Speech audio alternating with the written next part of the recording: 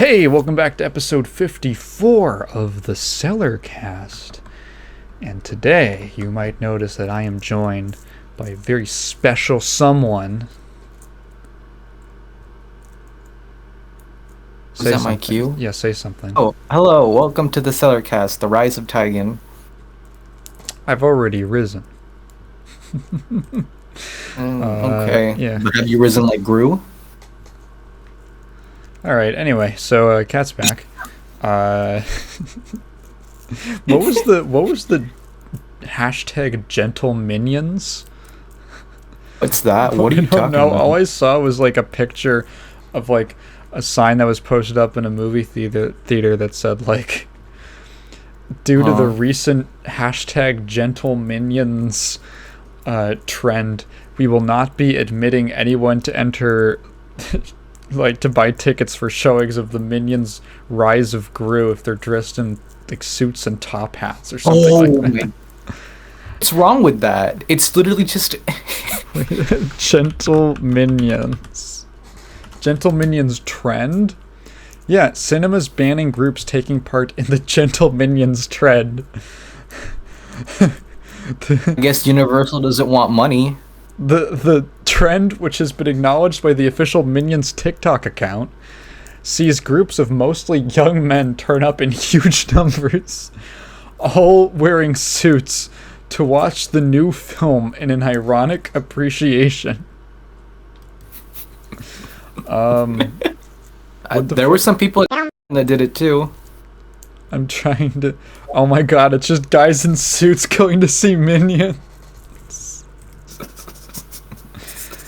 Yeah, I had a couple of friends go to and they did it there.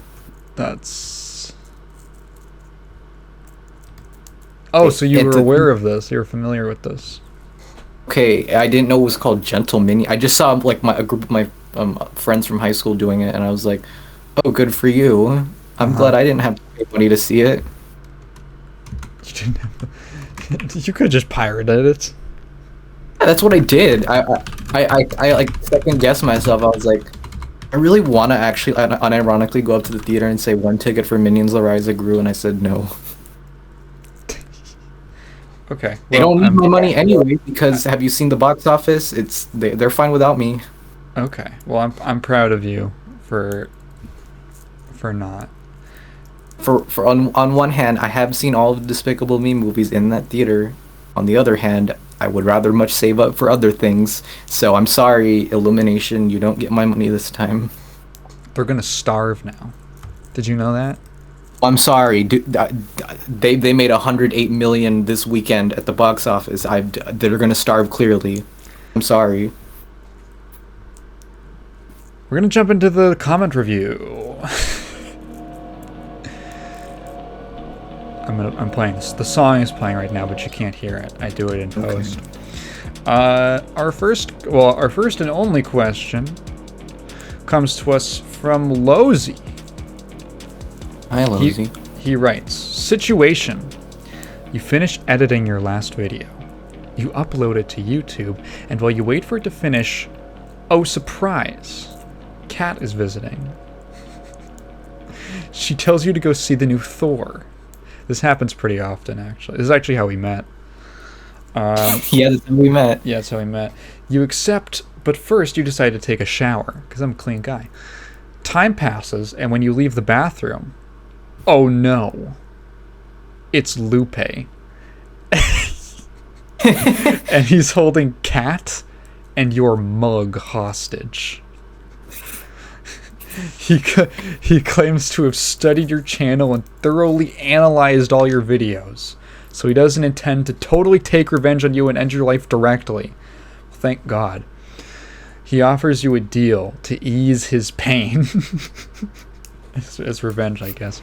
So he carefully asks you to choose who you are going to rescue from his clutches. The mug or Kat? Well, what is it, babe? This is the official. I've been mulling this comment over since I first read it. You did. You actually did in the live stream. I was mulling it over. Are you gonna answer or what? This is a question Go he ahead. asked before, and I changed the subject. In fact, he writes, "You were able to escape in the live episode, but I have the full support in this question thanks to the Lightbringer." It's referring to you. Yeah, thanks to me. Yeah.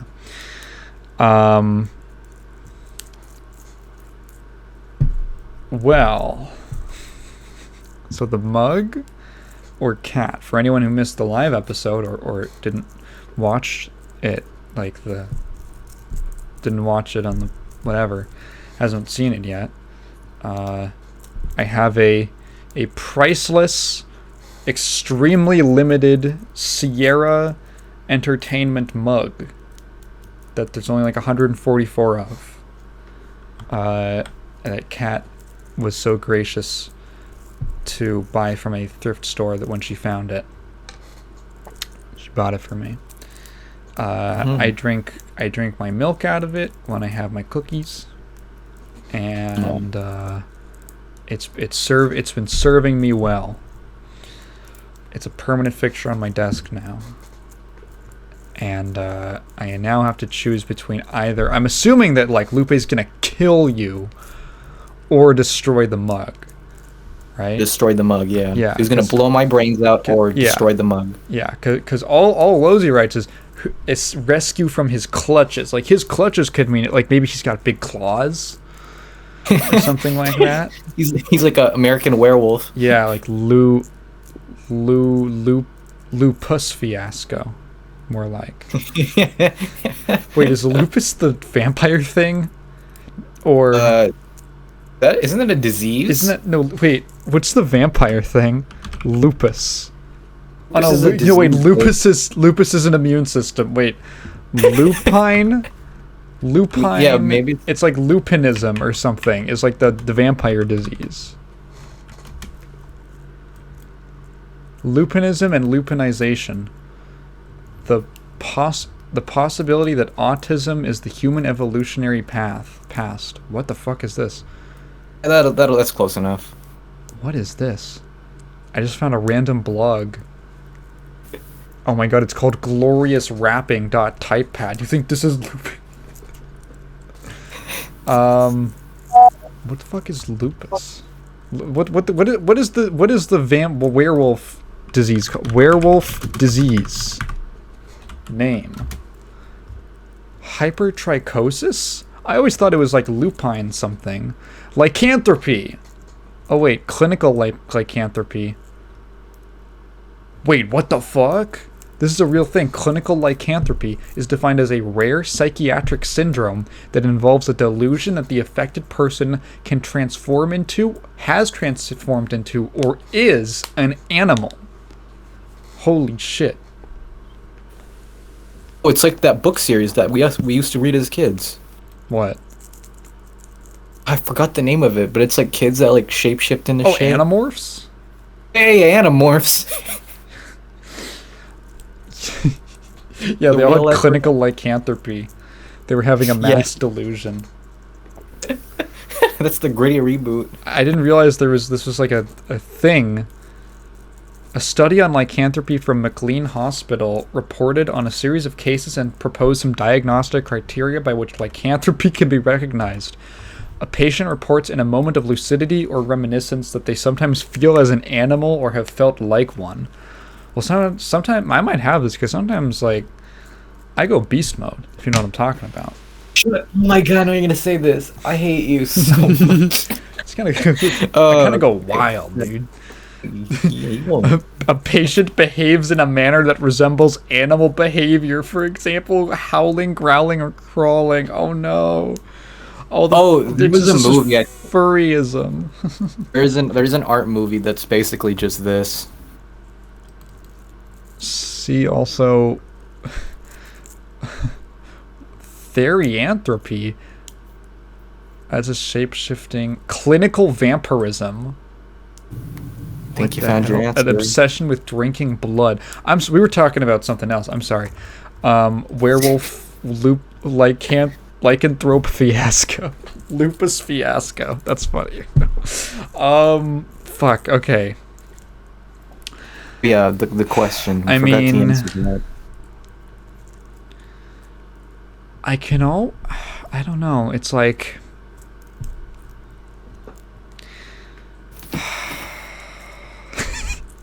I'm really struggling with this one. I guess I can always, like, if I'm thinking about like which one of these two are like more Important. like replace, like fixable or like impermanent or something like that. It's like I could always like stitch Cat back together. like Sally from Nightmare Before Christmas. Yeah, like that. Whereas, you know, the mug, I mean, Can't break that. you can't. I mean, like, I could maybe glue it back together, but come on, it's ceramic. It's not going to be the same thing. I think I'm going to go with the mug. Cat's a capable girl. She can figure it out. You know what they say? Cats always land on their feet. It's you know? because I trust in you so much. That Not because you don't give a shit about me, right? no, well, I just care a lot about this mug. Okay. That's all. But like deep down, which one do you personally care more for? Probably the mug. Like I just said. Well, you heard it here, folks. Spousal neglect is very common on the Cellarcast. What do you mean very Called me a bitch a few times. Probably is a joke, but still. Don't bitch. You did. dumbass. The Sonic episode you did, I know I that. did, yeah. You can call me whatever you want. I'm like fucking. I'm fine. Call me a slur. Oh. You can call me a slur if you want. I have too much integrity to do that. Too much Oh my god. Local saint. Yeah. Katrina. That's my persona on this channel. Yeah, you're the good I guess you one. could say it's my 5th persona. Oh, hey, speaking of. Did I Thank you for the accidentally give you a segue. transition? Thank you for the segue, dude. I gave you the segue. Oh, great. Dude, with these transitions, I think that you're on HRT. I don't even know what that stands for, babe, but okay. It's fucking hormone replacement therapy. How the fuck do you not know what that is? Oh, sorry. I'm not majoring in being a doctor. Sorry. Cat is for fucking trans people. Oh shit. Oh my god, you're so bad. Oh my god. My brain was just not working at that moment. I was like, HRT. What did he say? Oh, damn it. I have a strong desire to cut that out of the podcast now. 'Cause You that can. was such a fucking bad joke. Oh my god. I was like, you of all people should probably fucking know what I'm talking about. My brain literally just cut off, and I was just like, oh, damn it. So the Nintendo Direct Mini happened, and I do not own a Switch. I'm not a Nintendo person, but there was some things revealed on it that I might have some interest in. Because you mentioned Persona, I'm going to bring that up first, because I think it's funny. Persona. So first of all, Persona 5 is officially getting ported to Switch. Persona 5 Royal, specifically, the updated version. Sweetheart, are you familiar with the controversy around Persona 5 on the Switch? Is it the fact that people have been clamoring for this, but they've just never got it? Yes. Okay. And I'm pretty sure it's like just out of spite. Like Atlas just hates the Switch. I'm pretty sure. I think just they hate their fans. Okay, that They're too. like, That I makes think they hate Persona 5 fans, and they're like, you know what? Fuck you. Persona 4 Golden's coming to Steam. Suck our dick. I sent you a Persona 4 Golden meme today, so I guess that makes sense. You did. Joker got into Smash before P5 was on the Switch, which was hilarious. The spin-off Persona 5 Strikers, came out on Switch before the original Persona 5 did, which was hilarious. Yeah, and then the Golden got the PC port for anything else. So, thought that was also really funny. Now, of course, they are all coming to PC and Switch, which is cool. I actually got a question last time about this. I think I forget the no. Was this? I have such a bad memory of like when things happen. I'm pretty sure that this stuff got announced after The direct. No. The Persona stuff got for PC was announced separately. I'm pretty sure. So this is the one that was announced for Switch. And everything is coming. 3, 4, and 5 are all coming to both platforms. Not 1 and 2, which is kind of a shame. Persona 1. Sorry? It is unfortunate for you. Well, yeah. I mean, I've been interested in those games. They're definitely I know closer. you really like those games. I haven't played them, but I've been very interested in Persona 1 and 2, or the 2 duology, whatever you want to call it. There's 2 Persona 2 games, and they're like parts of a whole. From my understanding, they're a lot more like the other Shin Megami Tensei games, which is interesting to me. They have like that funky first-person RPG perspective that you don't see very much anymore. And the music is still really cool. But they've never, let's see, Persona 1, or like Persona Revelations, I think was like the original title, outside of Japan, was only ever on the PS1, and then it got a port later with like a retranslation to PSP. But it changed like some of the music. I think it has a new soundtrack and stuff like that, and there might have been some other changes to the game. It would be cool, basically what I'm saying is if we got like some kind of like a, I don't know, Persona Origins collection or something like that, where you would get like the first 3 games, Persona 1 and the Persona 2s, and you would get to like choose between the soundtracks, and just something like that would be nice. Like I don't think it would be that difficult to do. I'd be interested.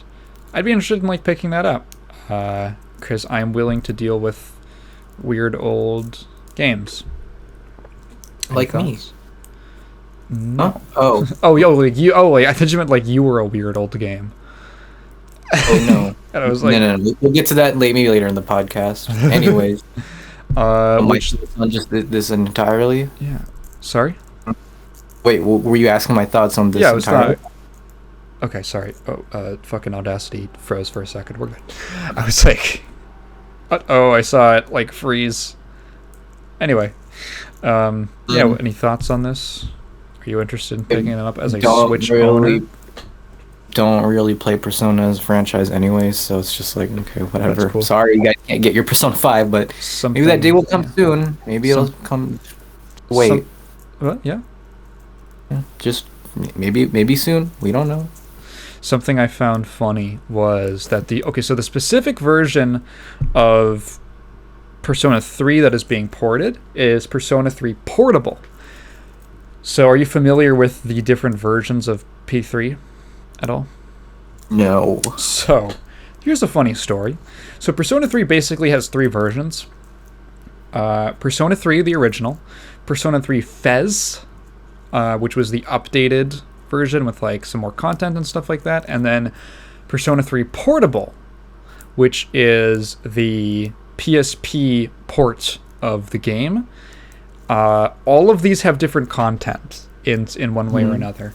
I don't know if all of the extra content from Fez made it into Portable, but what Portable does have is it made some changes to the battle system. For instance, you can directly control your party members, which is not a thing you can do in, I think, 3 Fez. So, excuse me.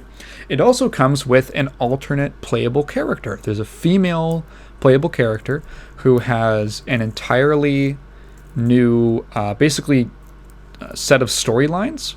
I don't think everything's different, but several things are changed. It's basically like almost an alternate universe of Persona 3's story. And the gameplay is also... certain sections of the game are kind of simplified to work on a on a handheld or to fit on the PSP. So, for instance, the daytime segments, instead of walking around as like a little character, it's basically you are just hovering a cursor. You get an overview of like the area, and then you hover your cursor around to select where to go and stuff like that. They don't use models. Here's the big thing.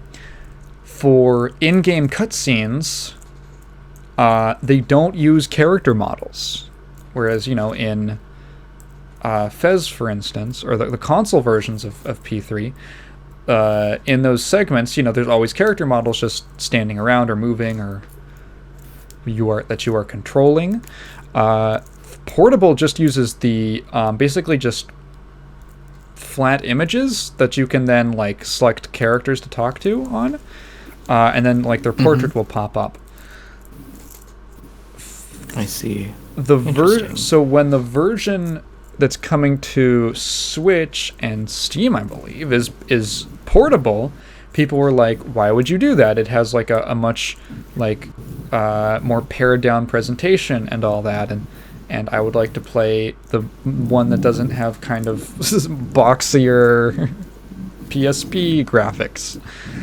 And apparently there's a very good reason for that. I can't find the original tweet or anything like that, but basically, from what I understand, the console versions of Persona 3 were coded in such a way that every single cutscene uses new character models. I don't know why, I don't know how, but the way that it was coded, they basically have like dozens of copies of every character's model for every cutscene. And I don't know why that is, but the way that that's how it was coded. Also, for instance, if you are fighting a character like certain bosses who have multiple health bars, so I think like the final boss has like 4 health bars or whatever. Despite the fact that the boss's like actual appearance doesn't really change, it has 4 different models. Because the way that they coded it, models are tied to life bars.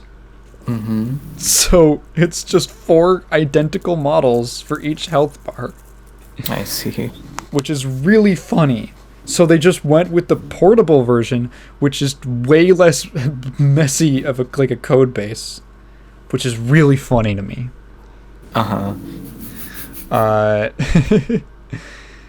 Hey, speaking of collections, the Megaman Battle Network collection was announced. Hey. Did you hear about that? I saw it. Yeah. I love Mega Man. I don't know if I've talked about that a whole ton in this podcast, but Mega Man is very near and dear to my heart, and mainly, honestly, for the classic X and Zero series, but I have played Battle Network 1 and 2, and I really like those games. Do you know anything about Battle Network, babe? Know of it, never played it. Battle Network is really interesting and cool. It is probably... I don't know if I would call it a Pokemon, like... I don't know if I would call it, I wouldn't call it a Pokemon ripoff. I definitely wouldn't do that. But there's certain games that sort of tried to capitalize on the popularity of Pokemon. They just have like a certain kind of style of like RPG and stuff like that. Like collecting and finding stuff and collect like different monsters and such. Battle Network is kind of like that, but very, very different. It has like I get that feeling from it that it was partially inspired by some of the appealing parts of like Pokemon. But it is also that mixed with so many other things in this really unique way that there's nothing really like it as far as I'm aware. There might be something like a spiritual successor, like fan game type thing, but the Battle Network series is really cool and interesting. Like from a gameplay perspective, it is. And so I want to. How do I start? I basically want to devote this to recommending Battle Network to people, if that's okay. So, and I doubt anyone will care. Yeah. So, if you've never tried Battle Network, it's basically an alternate timeline of Mega Man where things are not robots; they are all computers. Everything's a computer program. So, Mega Man in this one is megaman.exe. All the characters are like executable files. And it's basically a world where everything is internet connect. Everything's a smart device essentially. And in a funny way, Battle Network is the best cautionary tale against making everything in your house a smart device. Because almost every problem that is in the series that like threatens the world is because everything is connected to the internet or has a little internet computer inside of it.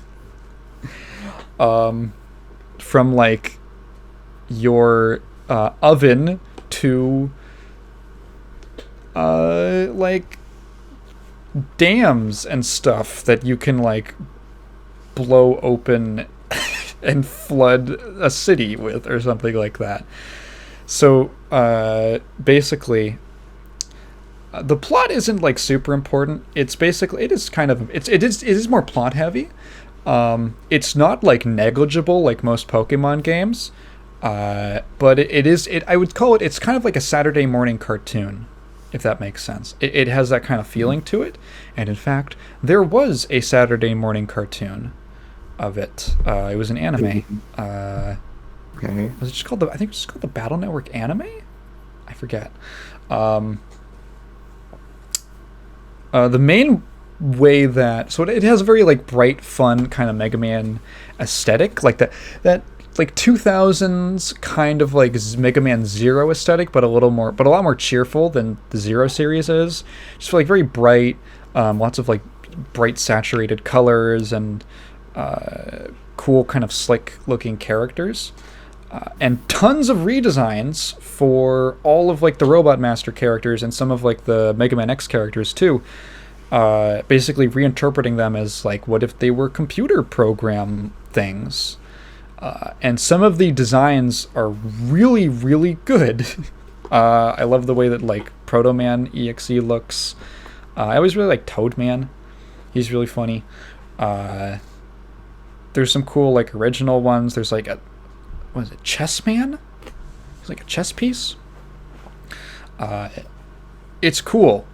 Basically, the most fun part about Battle Network to me, and I think the main like selling point of it that I would just use it to describe to people, is the combat system. So, Battle Network has a combat system that I have never seen. It's like a smorgasbord of a bunch of really interesting ideas, and it works really well. It's basically like it's like card-based, but also real-time combat. But also it has like RPG elements, and it kind of almost feels like a fighting game. That's also how I've heard it described. Essentially, the way the Battle Network's combat works is the way it works is like this. So you essentially have a deck of what are they're called chips. They're basically cards, and your chips are different attacks. They're different like special attacks that you will use in battle, and you put them together. You have like a deck that you set up from chips that you collect. You can buy them. You can find them around the world. You get them for sometimes like winning certain fights. It's very much, it's very much like, I guess, a card RPG in that sense. which Hmm. I want to check out more of those because I think they're neat. But so then basically the combat itself is when you enter a combat scenario, it takes place on a big grid that is divided into two sides that are each like a each side gets their own 3x3 grid. You basically pick. It kind of goes in turns. Essentially, you have like a little stamina bar, almost like the classic Final Fantasy games, where the bar fills up, and then you can hit a shoulder button when it's full, and you'll be able to pull up your chips essentially, and you draw. Basically, you will have a certain amount of your chips refilled, kind of like it's your hand. So your hand, so to speak, gets refilled, and then you pick the chips that you want, and then once you're done, I think you can take like a maximum of 5 or something. It resumes to the battle, which is real-time combat, where you are moving back and forth pretty much instantly between these like tiles, these 3x3 tiles. And there's tons of ways that you can interact with the battlefield. With like there's chips that will like break certain like tiles on your side or the enemy side. There's ones they'll like partially break, so you can stand on it, and then as soon as you leave it, it'll break. You can like there's chips that there's like attacks that work in specific. They have specific patterns, so you'll swing a sword, and the sword will attack all 3 spaces right in front of you, or it'll be like 2 spaces in front of you, but only in like a single line. And there's like even more. There's like a ton of like depth. There's a ton of like hidden stuff basically with the chip system, where you can every chip has like a letter assigned to it, but the letters are not like. The letters are not like set per like what kind of chip it is. It's basically like you can have a cannon, and the cannon is just like a projectile that fires in a line. And then if you have a cannon chip that's like an A, and then a B and a C, if you take all of those in that order, like if you pick all of those in that order when you get to choose your chips, they will like combine into what is like hyper cannon or something like that, which is like it like hits. I forget exactly how that one works, but it's like it hits in like multiple. It has like a big, much larger spread and stuff like that. It's so cool. It's really fast, and it's like this great mix of like really fast-paced real-time combat, and also the decision making of picking and choosing attacks and having to kind of work with what you draw, because they get refilled. Your hand essentially gets refilled once you've selected so many cards or chips out of them, and it's really cool. And you get like one of my favorite things is there are chips that you get that are essentially you get to turn into other. They're called net navies. They're basically like the equivalent of the robot masters. It's like they would be like Megaman EXE is a net navi. That's what they're called. They're like the little digital assistants who can also fight. And so you can get like Gutsman EXE, and then he's like a chip that you can only have like one of him. And if you use that one, Mega Man will like basically turn into Gutsman for a second, and then like do a smash attack, and something like that. That was always really fun. I really like Battle Network. It is, it's really good. I would highly recommend it. Usually, I think most people find like the second one usually tops most people's lists, and that might be. I'm aware. I've only played like the first 2. I'm aware that as they go on, they start to get a little more iffy in terms of like translation and such. I'm not sure how the gameplay fares. I know, and this is important because if you are playing on Steam, which this is releasing on, Capcom is doing the wonderful thing that I love it when they do it, is they are splitting the collection into halves. Oh no. Don't you like that, Kat? Don't you like that? Oh, Don't you like that? I don't like that one bit. So, they did this with the X Legacy Collection, and I think it was a bad idea. I'll tell you why. So, for instance, with the X Legacy Collection, what they did was they took the 8 X games, and then they split them down the middle, and they said Legacy Collection is X1 through 4, and Legacy Collection 2 is X5 through 8. The problem is that Mega Man X1 and X4 are considered some of the best games in the entire franchise. Mega Man X6 and X7 are considered some of the worst games in the entire franchise. Like the entire Mega Man, like all the games, not just the X series, like all the games. Mega Man X has an insane roller coaster of quality between entries. Like it is staggering how you can go from like being amazing to just complete garbage in like one game. Which meant that the X Legacy Collection Part 1 is way stronger than Part 2. It's like, if you look at Part 1, it's like, okay, I mean, I really love X2 and X3. I think those are still great games, but I mean, like, yeah, that's such a good package of games. If you look at the Legacy Collection 2, X6 and 7 are maybe worth playing just to see how bad they are. But other than that, it's like X5 is decent and has some annoying stuff in it, mainly with like completion and collectibles. X8 is pretty okay. It's fine. It's not spectacular. I don't think the Battle Network series has that like severe of like a drop off in quality, but it might influence your decision. I would definitely recommend probably starting out honestly with like the first game, like the play them. You could definitely play them from the beginning. Battle Network 1 is still, I think, pretty good. I know a lot of people really love Battle Network 2. I thought it was great. I don't know exactly what the consensus is on the rest of them.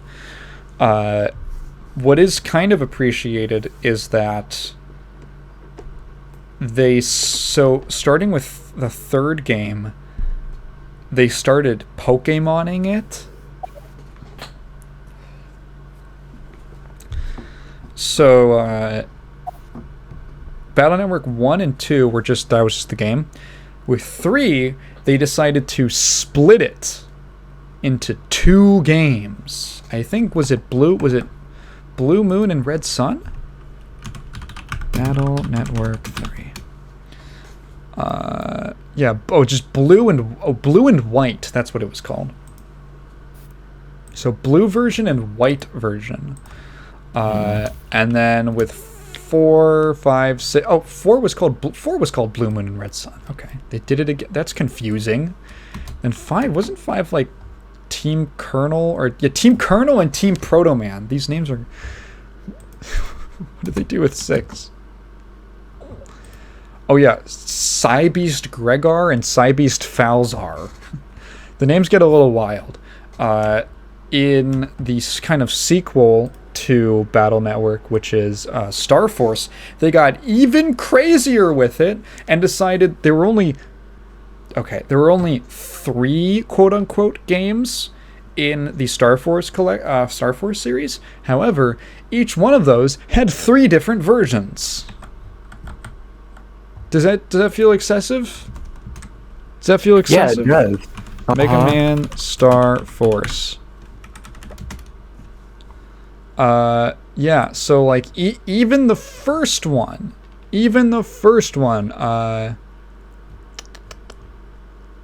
fucking, how do they split this up?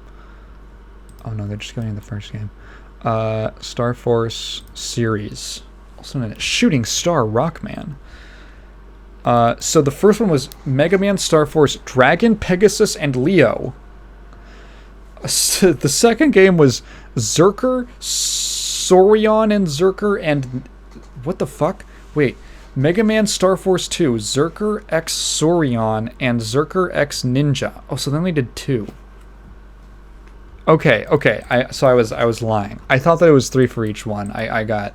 That's still a little silly though. Yeah. Your first game to have 3 different versions of, so they pared it down. Zerker X Sorion and Zerker X Ninja was the second one, and then 3 was Black Ace and Red Joker. Yeah, it's definitely a little silly. I believe that like at least for Battle Network, it gets a little more. The differences get more like plot intensive because it's like 4 was what was it? 4 or 5, whatever one was Team Colonel and Team Proto Man. It's like it was like literally making like a story decision or something, depending on which version you got. Yeah, so thankfully they're including all the versions. I don't know if for that reason I don't think it might not really be possible to like combine them in some way like a Pokemon Emerald would. I'm not sure, but they never did that. They never did like a Pokemon Emerald or Yellow, which is kind of annoying if you're thinking about which ones to play, because it's like, I guess I just gotta fucking play 2 of the same game. But yeah, I think they are worth checking out. They are really fun. They have great combat systems, fun stories. The music is good. Oh, the biggest problem I can see with this, besides the fact that it's split into 2 for no fucking reason, as far as I can tell, for some reason, okay. On console, it's 1. It's a single collection. It's all like 11 games in 1. But on PC, it's split. And I have no idea why that would be. I would be very curious. Someone suggested online that it could be a programming issue, but I really don't know. The only other thing is like, okay, it would be nice if you guys included network transmission. Network transmission, I think I mentioned that to you before, Kat.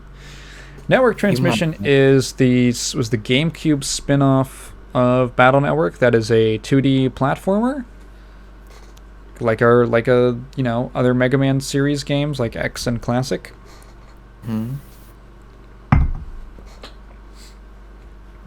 Also apparently infamous for being really hard. Really hard, and I don't think Battle Network, it's had a weird limited release. Really? Yeah, network transmission. I think it did come out in America. Oh, it was developed by Eureka. Really? That's interesting. They did Fighting EX Layer.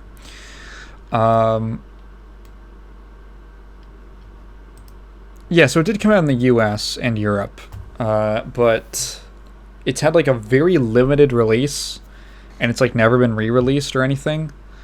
So yeah, it's I wish they would include that, because it hasn't really, it's kind of an underappreciated part of the series, and I think it's interesting. So that's annoying, but whatever. It's neat that it's happening. Please God, let Rockman Tyson be something. I'm so scared that it's just gonna be like a shitty mobile game. I'm so scared. Have you heard of Rockman Tyson, Kat? Might have told me about it. There was do you remember the big Capcom ransomware attack that happened? Oh, I've never heard about that, actually. Yeah, about 2 years ago, I want to say, at this point. Capcom was the victim of a really bad ransomware hack.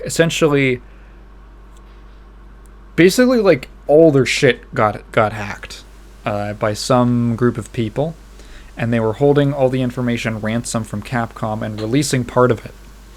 Or I think a lot of it got released. and it was it was just a really messy, unfortunate situation for the company. I feel, yeah, I definitely.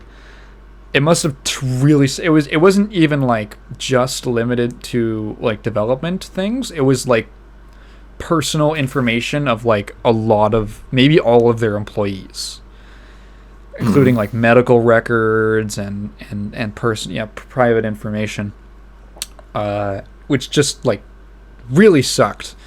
But there was some stuff that came out, like that was how we found out about like Street Fighter 6, for instance. There was some promotional stuff for that, as well as a bunch of basically mentions of other titles. I think one of those was like the Resident Evil 4 remake that was leaked, just in like name, and one of those was called something called a Rockman Taisen. So Taisen means match in Japanese. When I first read that, I assumed, I'm like, oh, this is going to be like a match 3 game or something like that. But no, it refers to, it's specifically like a matchup, like a fight match. Excuse me. Which has a much more like open interpretation, or a lot more open for speculation on just like what the heck that could be. Because like, what is a match? What is a Mega Man match? There's been a lot of speculation about like what it is, and supposedly is coming out next year. Maybe, I think they said like sometime in 2023. I forget exactly what quarter, like late 2023, which means probably be announced sometime early in the year. Who knows?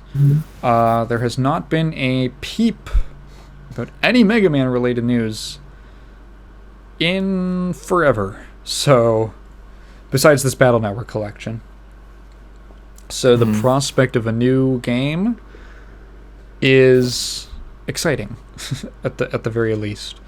That's good. There is Rockman X Dive, which is the gacha game that they put out a year ago, I think.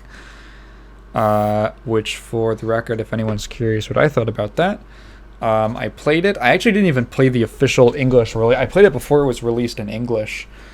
I played the Thai version, I think, which supported English.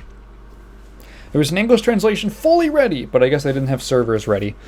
So you could only play the English version on like the Thai servers or something like that. So I played that using some third-party app stores. And none of this is illegal at all, by the way. Like, you're totally free to do. They don't want you to do this because it reduces like Google's monopoly over whatever, the Play Store, but like you're fucking totally free to do it. It's just roundabout. That game is sort of interesting, but I did not really like the gameplay. I don't really like the way that Mega Man X controls feel with a touchscreen, and I did not find the combat very interesting. I was not very engaged by the gacha mechanics. I think the idea of like collecting Mega Man X characters is neat, and I think that like the crossovers they did with like the Battle Network actually is cool.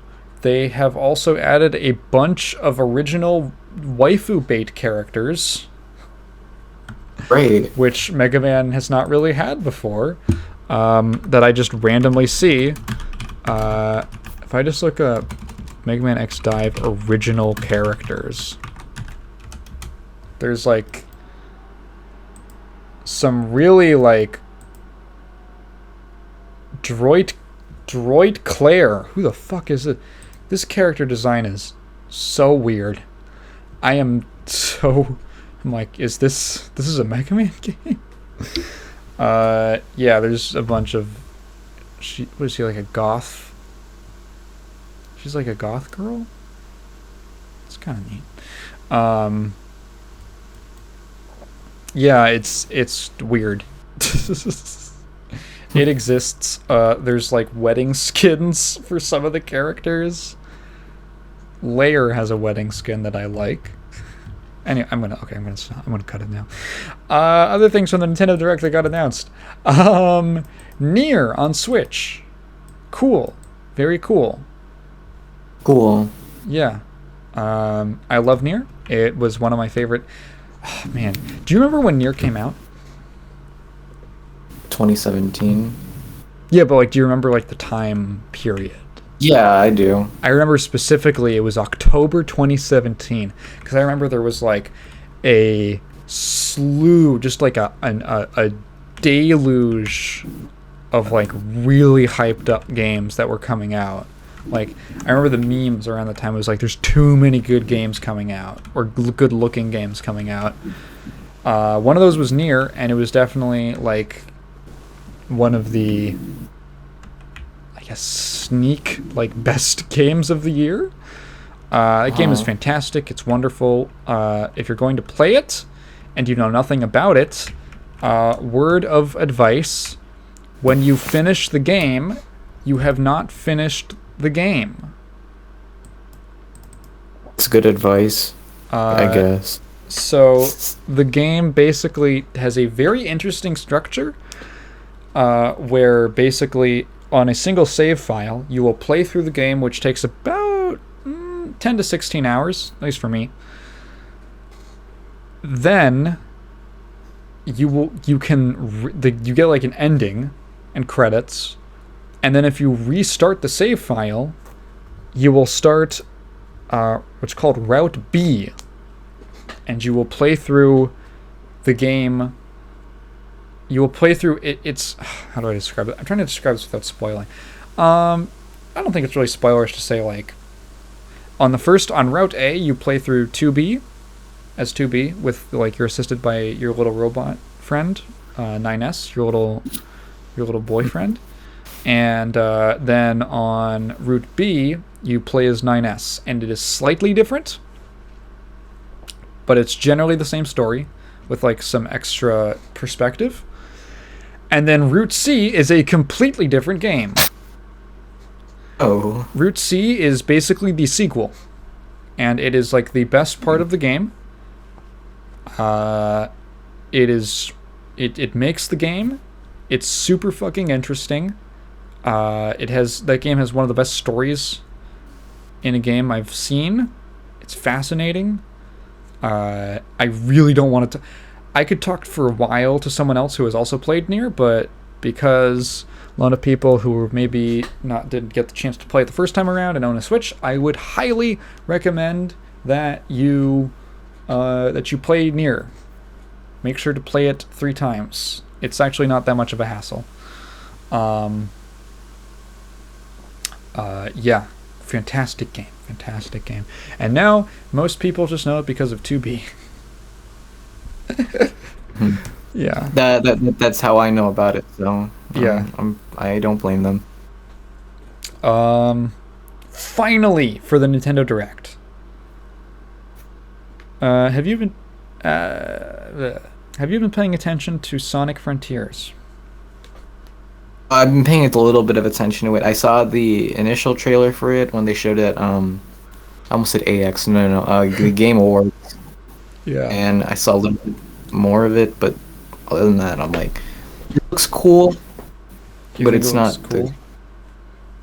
I've heard mixed things about it since more things have come out, but it seems fine, I guess. I don't know. Have you been keeping up with any of like the footage they've been releasing? Not really. I've only seen like a couple things since, but not much else. Okay. I haven't like I'm not a I wouldn't really even call myself a Sonic fan. I don't think I've ever really played a Sonic game, if I'm being honest.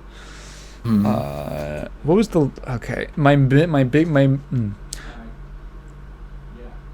All right, there's people talking outside my room. Thank you.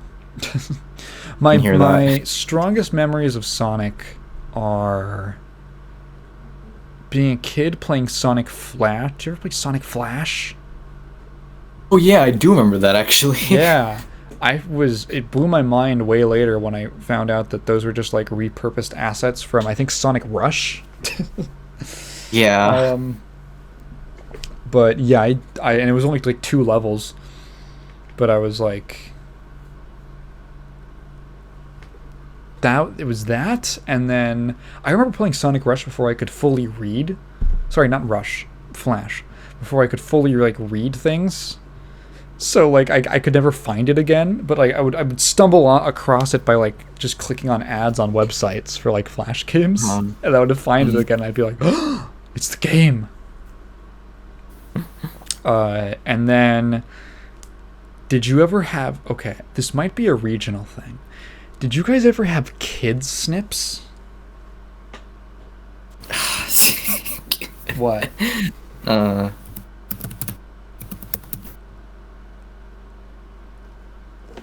Have you haircut? Yeah, the haircut. I think I've talked to people who were not from the Midwest and they don't remember kid snips. I'd have to. Yeah, I don't know what that is. I literally had to search that shit up. Let me see if they're actually like regional. Maybe there is one. I just never knew. Okay, kid snips. Hair salon in Chicago. Oh wait, there's one. Wait, what? Where is it? They have 8 locations in Chicago. I thought this was in more places. I always thought this was like a chain or something. Holy shit, it's only in Chicago.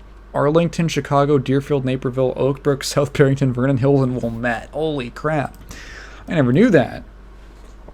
So basically, I remember seeing ads on TV for kid snips all the time. I can't believe this is like a... There are ads for kid snips? Yeah, I can't believe this was like a super locational thing. I always thought this was like bigger, or at least like... I'm gonna have to search this up. I love searching up commercials. What was it? It was like Kid Snips the One, I think was their commercial. That's how it went. The idea of Kid Snips was that it was a haircut place for kids where they would have a bunch of, I think, like they might have had DVDs/VHSs, but they're like the main thing that I remember was they had game consoles. So my dad would take my brother and I when we were kids to go to Kid Snips, and they had a GameCube, and I would play Sonic Adventure 1 on it. Or as they call it, I think DX. Yeah, or Battle or DX? Sonic Adventure Battle is Sonic Adventure 2. Right, yeah. Sonic Adventure DX is the director's cut.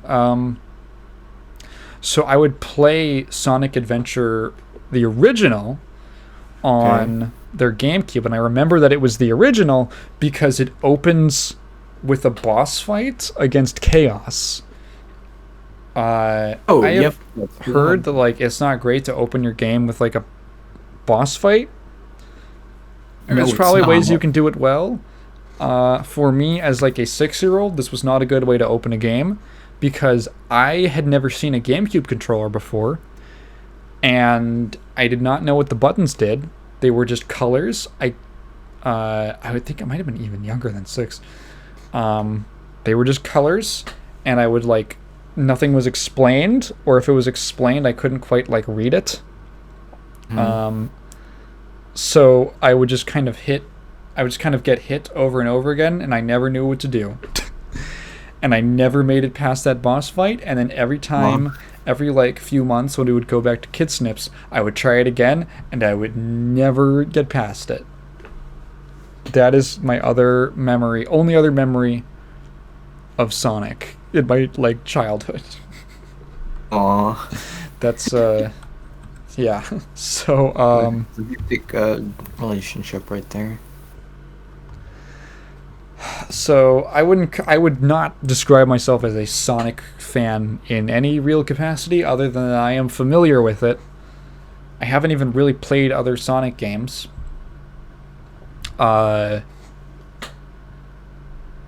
So when I judge Sonic Frontiers, you should know that it's coming from the perspective of someone who knows, I feel like a decent amount without having played the games. You know a decent amount. I know a decent, especially like historically, and I know basically. I mean, Sonic games have been talked to death over the years, but for sure. So I've through osmosis, I feel like I know some stuff, but I can't say that I've formed my own opinions from my own experiences. Hmm. So when I talk about Sonic Frontiers, I guess take it with a grain of salt. Sonic Frontiers looks really bad. That's what I've been hearing some I complaints about. I feel like Um, I think it looks really bad. And that's maybe just a me thing, because I've seen people in comment sections and the like talk about how excited they are, uh, and I'm like, for what? The best way that I can phrase it is that of the footage, and I have looked at it. I don't know if all the footage they've shown off, but I feel like a decent amount of it. I watched the IGN thing. I watched the demo that they, or not the demo, like the preview that they did at the Sonic Anniversary event. I've seen, like, I'm pretty sure there was some other gameplay and stuff like that. There was the thing at the Direct that they showed off. There's been like footage that they've just showed off, I think, otherwise. I've seen like a decent amount of the game, and I can pretty confidently say that there is nothing in it that appeals to me at all. And this is just from like a marketing perspective. I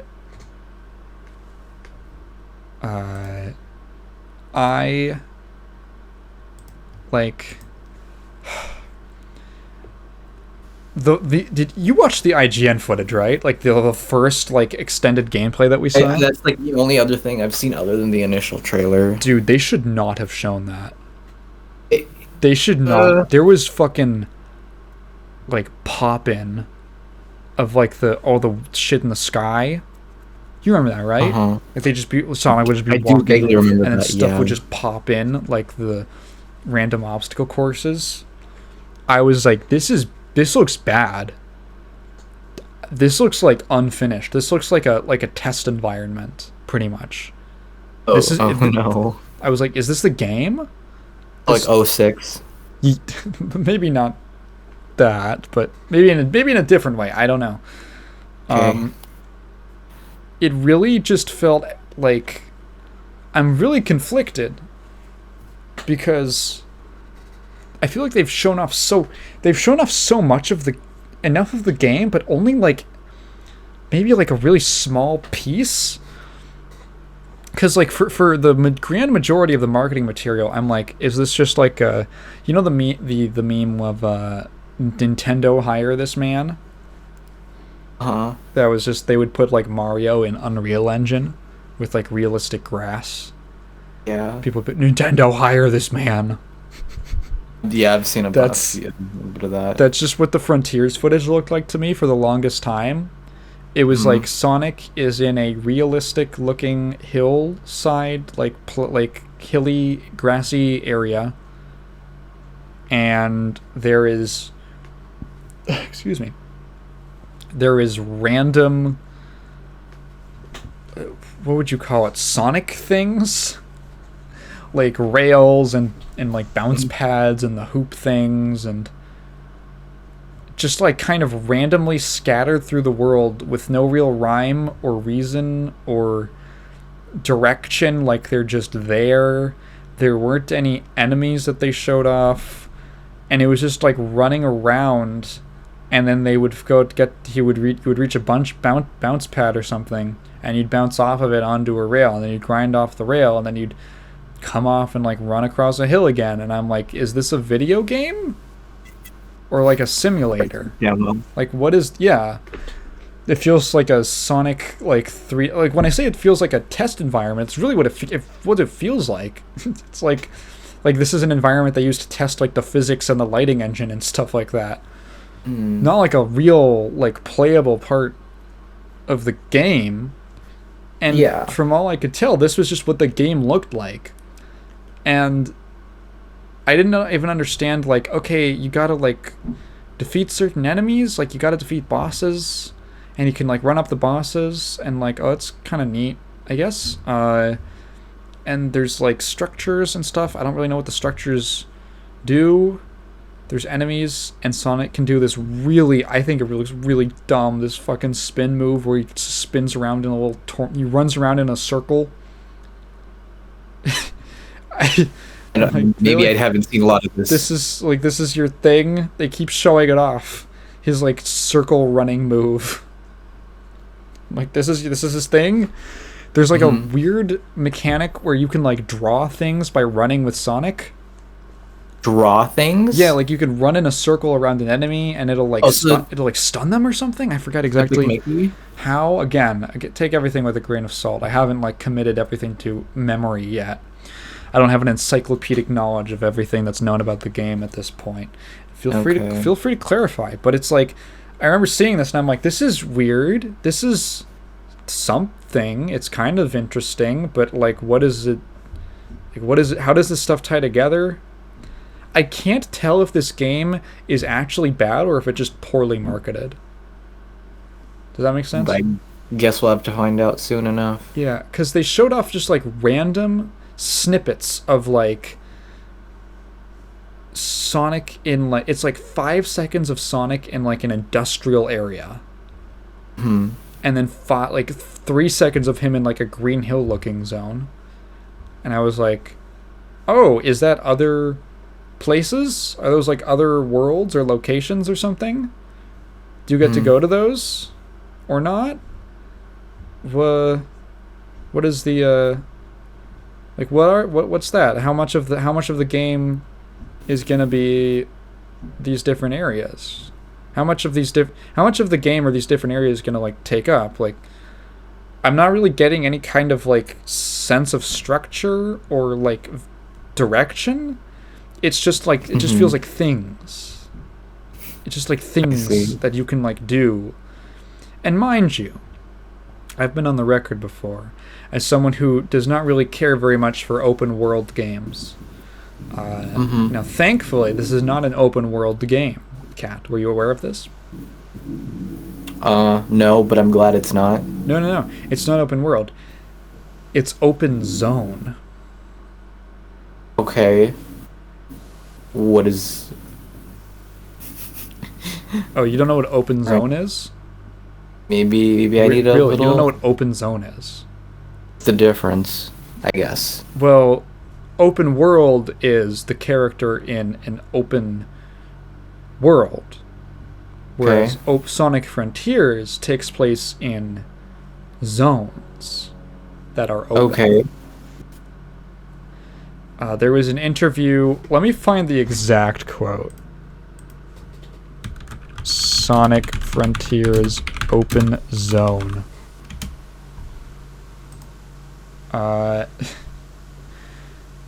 This headline reads from Kotaku: Sonic Frontiers director tries to explain its open zone gameplay, just describes an open world game. So, the Morio Kishimoto, who is the director on this game, and he said it's an open zone game. And then he talked to IGN and he said, our open zone is a world map, only we've made it entirely playable. So it's a world map that you can go anywhere. Almost like it's an open world. But it's not open world. It's because it's a zone. He continues, a playable world map, not open world, just playable world map that includes stage-like elements is something that hasn't really been done before. It's never been done before. So we had to come up with a new name. What is often defined as a world in other level-based platformers is called a zone in Sonic games. So we took that and combined it with open, which refers to a freely explorable field. So you have to understand this, Kat. You have to understand this. In other platformers, like Mario, for instance, they'll call things worlds. Sonic calls them zones. Yeah. They are effectively equivalent to each other. It's just that Sonic uses a different term. This is like an open world game, but we're using the word zone instead. That makes a lot of sense. because it's Sonic. And this is Uh-huh. completely different. It's not an open world. It's a world with stage-like elements. Which I mean, you get what he means by that, right? Stage-like elements.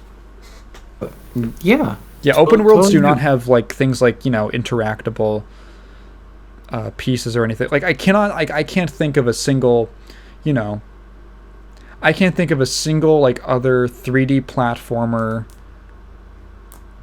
that had like multiple open areas with smaller like stage kind of like smaller stage designs inside of them. Mhm. I can't think of a single one that did it. Can't. No, I'm completely I don't think it's been done before, like he says. Sure.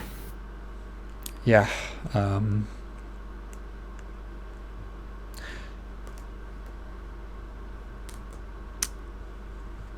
Do you get my joke, Cat? Yes, I do, Yes, okay. It's unfortunately. every fucking 3D Mario for the last like 20 years. Every single one of them. That's just the structure that they have. I don't know what he means. I don't know what he, especially like Odyssey, which doesn't even have like the individual levels that you Hmm. pick from. I guess Odyssey is retroactively an open zone game. Maybe. What about like Hat in Time? Or what about Banjo Kazooie? Or That's a good one. or like 100 other games that use basically what he's describing, but were just called like 3D platformers. I guess he just forgot about all those. I guess he just randomly. Well, nothing has ever been done like that before. They couldn't think of one that has ever done anything like this before. I bet you. Yeah, I bet not. Yeah. The open zone stands central in Sonic Frontiers gameplay, and the game's levels exist as elements within this area. So the open zone is central to the gameplay, and the levels exist as so it's a big open area that has smaller design that's like split up into smaller designed areas. Mm-hmm. Yeah, so yeah. It's very funny to me. So I don't really much care for open zones. Sorry, open worlds. I'm getting them mixed up. I don't know how I would do that because they're so different. But maybe I would like an open zone. But so far, I have not seen anything of Sonic Frontiers that makes me remotely excited or interested. As someone who is not particularly invested in Sonic as a game series, I have not really seen anything super like, oh, this looks like it's good. The visual, I have just, what's weird to me? I was thinking about this. Mm-hmm.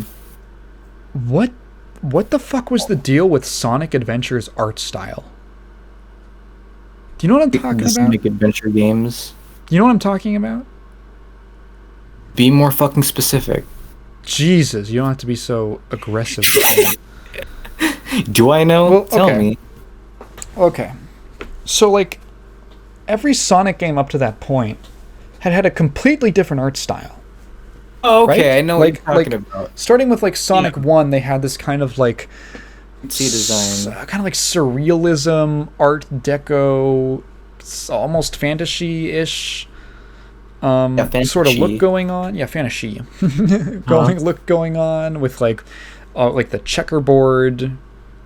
Obviously the Green Hill Zone I think is a great example of that. I think that's like really classic kind of slightly surrealist like landscapes with like the checkerboard dirt and like the grass with the lines in it. It's like nature, but it's weirdly structured, and it's like interesting. But then you also have like industrialism and stuff like that, like going on alongside it, and it's all kind of like, it captures a mood more than any kind of believable world. It's fantastical in its own kind of way, and I think it looks really neat. And they had that like Sonic 1, 2, 3, 3 and Knuckles, Sonic CD, and then all the spin-offs even, right? Like the Saturn, there was a gap in Sonic, like mainline Sonic games from the Genesis to the Dreamcast, where the Saturn had no mainline game because Sonic Extreme was mismanaged into cancellation. And interestingly enough, if you look at, there's some like demo footage of Sonic Extreme. Have you ever seen it? I've seen a little. Yeah, I've seen a little bit of it. It keeps that art style. It keeps that like Green Hill looking art style. And then even the spin-offs that came out around that on the Saturn, like 3D Blast and Sonic R, also pretty much retained that. And then all of a sudden you hit Sonic Adventure, and it's like, you're in San Francisco now. Yeah, who would want to be there? It's just, not me, it's just San Francisco. I know that's Sonic Adventure 2, but like it's the same art style. Yeah. It's like a very weirdly, like Sonic is in a real place with regular human-looking humans on like the planet Earth with the moon from the Earth, and no one is talking about this. Why? Why Maybe is it so dramatically different? Sorry. Maybe it's a Roger Rabbit thing. I mean, they just kind of accept that, you know, other people are in this universe, other beings, real more like all the Sonic stuff. Isn't it supposed to be the planet that they're on in like those original games is called like Morbius? Sorry, Mobius. Mobius. Fuck, it's Mobius. God damn it. No. Yeah. God. Yeah. Did you know that Sonic invented the term "it's Morbin time"? It's Mobin time. Mobius. It's called Mobius. Yeah, it's Mobius. And then it's just. So you think that's just like Toontown and Roger Rabbit? Yeah, or like trying to think of another example, like those movies with like, or like Hanna-Barbera cartoons where they just kind of accept, like, you know, there's a talking bear, there's a talking lion, just walking around with humans, something like that. Yeah. It could be something like that where. But like, the world is different. It isn't just like society. It's like literally the world is different. There's no way those are the same places. Didn't Sonic X kind of go into that too? Yeah, but that was after Adventure. That was well after Adventure. Like, it's same thing, I guess. You know, I guess there came a point in the Sonic games where they were just like, that was we'll just do this now. That was just like the new thing for the series. I guess that was their revamp, I suppose. Yeah, but then they like, okay, so what was it? There's this like weird realism style that was Adventure 2, Heroes does like a weird combination of them. Yeah, it's kind of both. Yeah. Shadow the Hedgehog 6 leans more into the realism. There's like some parts that are a little. I mean, I guess even in Adventure, there's like crazy ruins with like this crazy architecture and stuff like that, and Head Shadow also has that. So it's like not entirely. It's just like this realism thing comes in, like you're in a city, and Shadow has like a Glock, like a real firearm. Yeah, drives a motorcycle. It's like the Terminator. Yeah. What came out after Shadow? Oh, 06. And 06 is also like that. What was after 06 exactly? Was it Unleashed? Maybe? Unleashed? Yeah, and Unleashed are literally going... Unleashed is weird, because it's like kind of realistic areas, or areas based off real life where you're actually like going around the Earth. It's like a weird world tour thing, and you're talking to the human beings, like NPCs, but the humans are a completely different art style. They look like cartoon people. And then after Unleashed was the Sonic, what was it, like Fables things? That was like Black Knight and Secret Rings. Yeah, that's right. Yeah, that's right. That's like literally he's in like there's actually an explanation for it. He's in like a different world. Army of Darkness. The storybook. Yeah, the storybook series. Yeah, Army of Darkness. Yeah, it's literally, it's the same story, kind of. Yeah. I've never seen Sonic Army goes of to a Darkness. medieval area and helps these bitches out. That's Army of Darkness. Yeah. So like that's actually explained. And then you have Colors, right? Was it Colors right after? I thought it was Generation. No, Generations was after Colors. I distinctly remember that. I feel like Colors was like 2007 ish. Yeah, but I don't. Yeah, and then Colors. Well, Colors is like all in space, and then it gets super like cartoony again, where there's like Donut World and shit like that. And then Generations is also like that because it's like, or it's like a weird mix because it's like going through different time periods. And then what comes out after Generations? Was it Rise of Lyric or whatever? No. Rise of Lyric is a different like dimension, basically. No. I was thinking of Lost World. Lost World. Yeah, that's what I was meant. That's what I meant. Which is like, hey, we're in a new planet now, which has weird Mario Galaxy look. There's like zero consistency, and then Frontiers is like this weird kind of mix again. There's like zero consistency to the Sonic art style. It's like, is it like a poor man's Breath of the Wild? Sonic. It's like, is it the cartoony surrealism, or is it like realism, like city stuff? It's so weird and jarring. And I'm like, why? Just problem with it in general. I think it's like one of the reasons like I have such a weird like image of Sonic in my head. Because it feels like it's getting pulled in so many different directions with so many different. Wants to do everything but can't stick to one thing. Yeah, they never just do a sequel. They can never just do a sequel. You just have to do different things. Even like the Mario 3D games were all largely just like building off of each other. Whereas all the like Sonic games since Adventure 2 really have felt totally different. It's like they reboot it every time. Yeah, they do like a gameplay reboot every single time. Color, the closest thing to consistency is like Colors to Generations. That's what I was thinking too. Generations is the closest that feels like a sequel, kind of. Yeah. In terms of like gameplay. Or if you want to count Mania too, you can throw that in as well. Mania. Mania's a good example. But Mania is also kind of a throwback, which is it's true. Like kind of its own thing. Mania's weird. But yeah, you are right in there. And like Mania is like a really good, if you put that up against Frontiers, because Mania is so bright and colorful and weird. And then Frontiers is like, I don't know. It's this weird like mix. It just, I don't know. And now we're going to like Unreal Engine grassy. It looks like fucking Sonic is in Gmod. It does. It does kind of look like that. I'm just like, I have no feeling on like direction in this game. Is it supposed to come out this year? Because it does look partially unfinished. I thought it was 2023.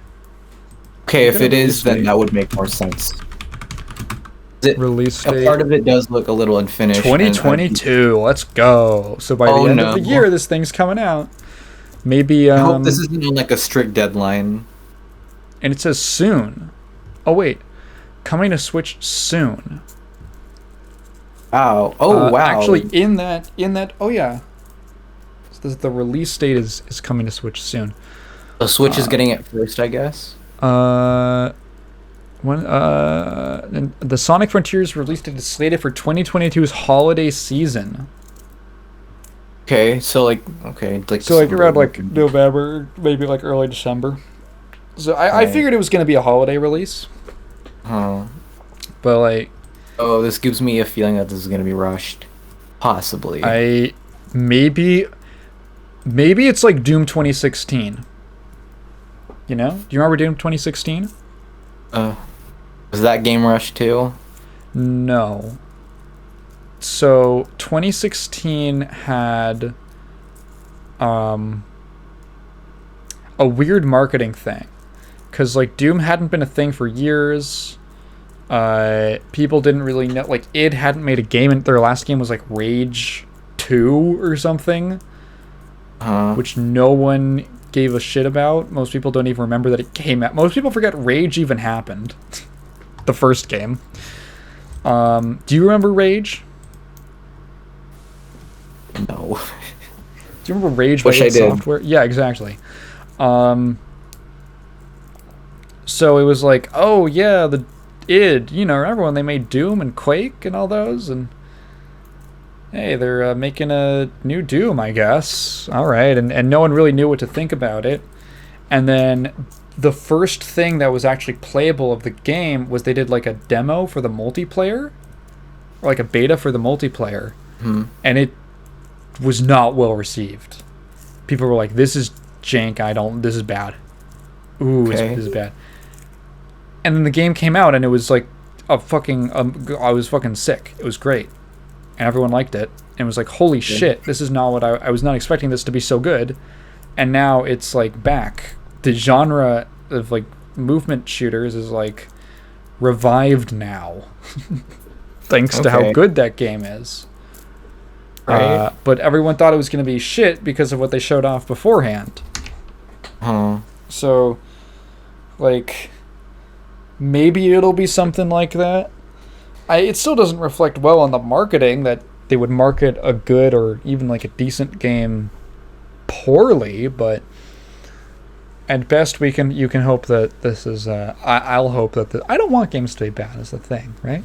Like, I don't want games to do I poorly. mean, there's plenty of things, not just video games, where something can be marketed very, very poorly, and then when you watch or play it, it ends up being really good. Like what? I'm trying to think.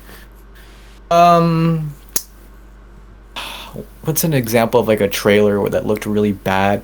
I don't know. I'm just pulling one out of my ass. The second SpongeBob movie. That trailer looked awful. Oh, was it good? That thing looked. They only showed the CG parts of it. Yeah, I remember that. That was it. But 90% of the movie is actually hand drawn, which I was like, oh. Yeah. And the CG Avengers parts only came in the last 10 minutes of the movie. So again, that's just an example of like, oh, that's really misleading, and it ended up being a pretty decent movie. I haven't seen it in a while, but I remember it being decent. Okay. I mean, there's also examples of shit where it's like, oh, that looks awful, and it is awful. A lot of Illumination movies end up like, they end up showing up the whole movie in the trailer too. Yeah. But, you know, How many times did we have to watch the fucking Minions trailer? When we That thing's been out for 2 years, by the way. The trailer? Yeah, the trailer originally dropped February 2020. Holy shit! Back Did when it the get movie was pushed back supposed to because come of out. COVID? Yeah. Yeah. A lot of movies back then too were like releasing video on demand, but Illumination believed in that movie, so Yeah, I don't know if I haven't felt embarrassed in a long time as much as I felt embarrassed when I was sitting in the theater with you to watch Sonic the Hedgehog 2. And the Minions trailer popped up. Oh, don't worry, I sank in my seat too. And I was like, what am I doing here? I'm a fucking adult. Keep in mind, out of any movie we've seen in our history of watching movies, that was the most packed theater. Yeah, you're right. There was no other movie that was packed as much as Sonic more the Hedgehog. people to see fucking. People probably walked out after that Minions trailer played. Fuck Sonic! I just want to see the Minions trailer. The Minions trailer. There's more people watching that Minions trailer than when we saw the Northman, which was actually a great movie. Is there a Minions trailer attached to the Northman? Not the Northman. Okay, because you had me second guess. No, that's no. That's a movie by Universal too, so that wouldn't surprise me. That's so funny. Fucking before the Northman is playing the Minions trailer. I mean, when I saw Jurassic World Dominion, they gave us 3 trailers for the Minions. That's the worst. You know what oh my god, I felt. Do you remember when Free Guy was coming out? Yeah, I do. Because you saw it, right? I did see it, and it was terrible. It was an awful movie. Jesus. Okay. I'm surprised people liked it. Honestly, do you remember? It's awful. When we were, I forget, like, because we went to the theaters while that was like playing, and the trailer was in circulation. We went to the theaters a few times in that time period. I think we only saw one trailer. Well, only one movie where that trailer popped up. I feel we definitely saw like at least 2. Yeah, I only remember the Suicide Squad having the trailer. I remember that one, at least. But like, you I don't know what the remember other movie how was. we would be sitting in the theater watching the previews, and there was like Huh. 3 different trailers for Free Guy. Is it one before, one during the previews, and then one that's like promoting like Yeah. Cinemark XD? Yeah. Uh-huh. And I got to a point where I felt bad for the editor.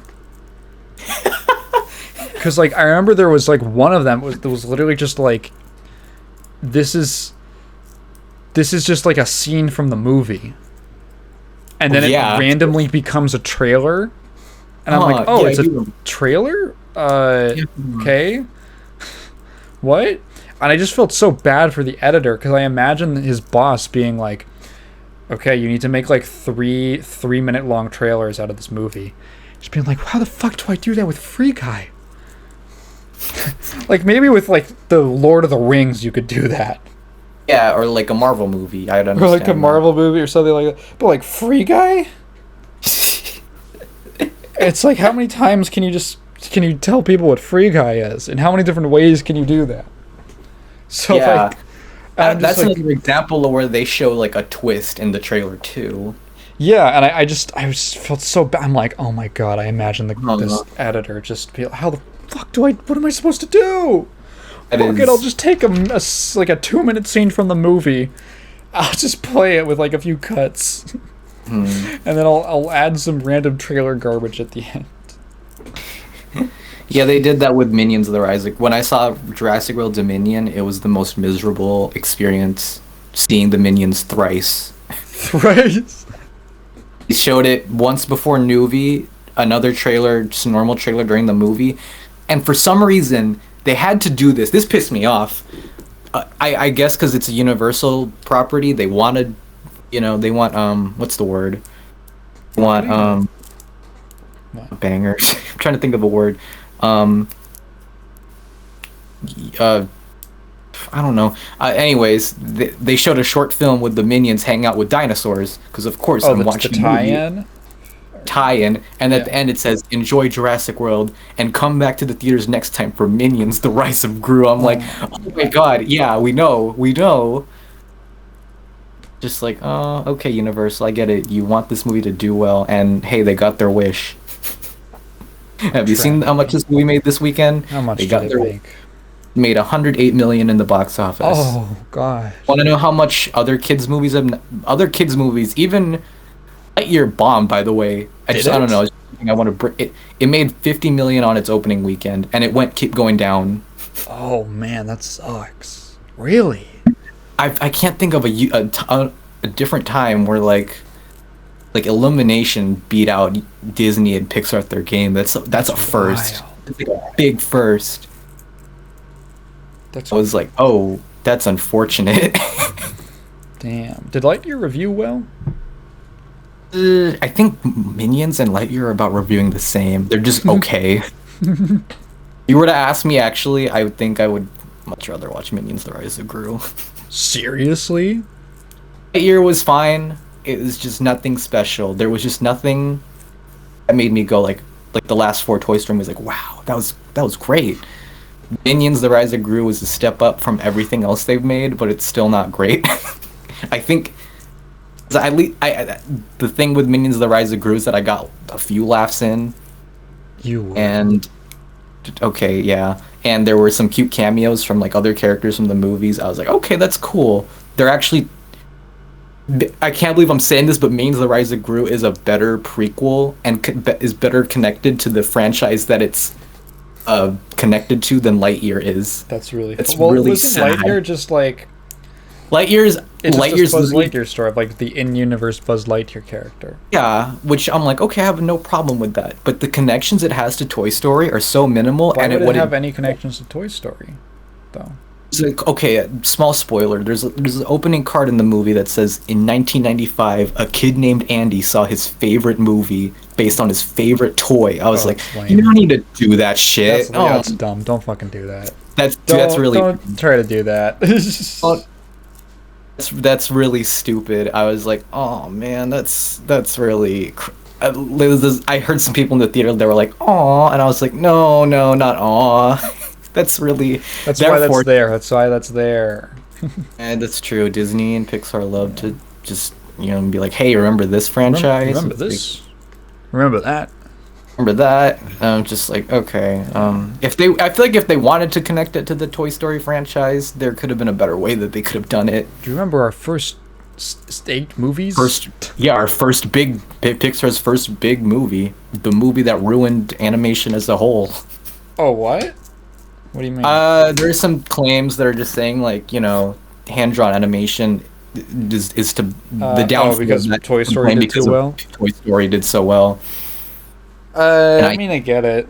Yeah. I mean, it's like what I mean, it was always gonna happen. Just Toy Story was the one that did it. Toy Story, Shrek, and Ice Age were like really big and stuff like Emperor's New Groove, Atlantis, Treasure Planet especially. You want to talk about movies that had botched marketing? Had big bombs. That had botched marketing and they're fucking great. Treasure Planet, the only Disney movie I actually really like. The only Disney animated movie I really like. My favorite, and it's the one that Disney hates. Yeah, the movies that like Disney seems to really hate are like the ones that bombed. Like they don't want to talk about Treasure Planet. They don't want to talk about Brother Bear. They don't want to talk about Home on the Range. Well, that movie's terrible anyway. Those movies are, Treasure Planet's legitimately really good, and no one's seen it, except for me. Treasure Planet's legitimately really good, and like no one saw it. Although I kind of like my favorite non-Winnie the Pooh Disney movie is Atlantis, so I kind of do prefer that movie. I've never seen Atlantis, but fair enough. That movie bombed. Yeah, it's really good. I can check it out sometime. Yeah, that's another. I get so.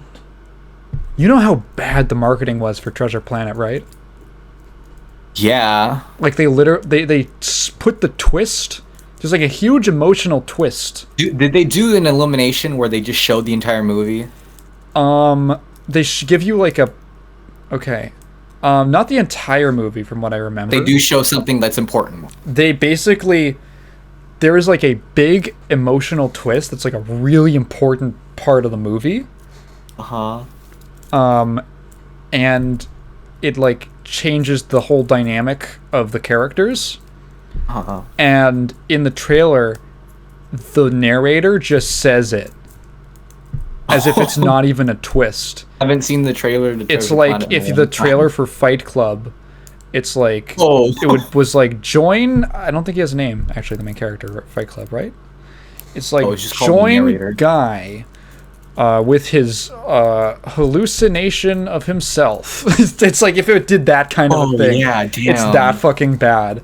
Where like if you saw the trailer, you would be spoiled on what's actually like a really vital part of the movie. Maybe you could have predicted it, but it's like it's like a pretty important part of the movie. And especially for like kids, I think